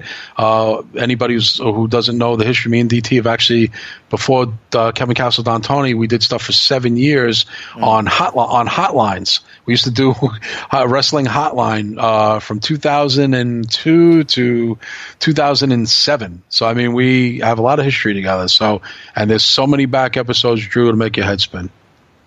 That's man, I'm I know it wipes you out. It'll wipe you out. That we have just probably the most wiped out. Yeah, the most content that you could get for a wrestling podcast Patreon. I think we provide the most content and back episodes and stuff because we have so much to pull from. So we have just it never runs out. It really does. It's amazing how much stuff we have up there. It never runs out. And DT uncovered even more stuff that we have from the early 2000s. That's going to be posted up on Patreon. And we have giveaway contests. We give away top quality stuff. I'm talking about rarities, Brock Lesnar stuff, rare autograph stuff, amazing stuff. So Patreon is as little as $5 a month. It's at Patreon/Don Tony. Check it out. Just $5, guys. It's the best $5. It's the best $5 I've ever spent. Yeah, exactly. There you go. And you don't have to listen to a bunch of guys all the time. We actually have a girl on the show. We mixed it up. We have we provide girl.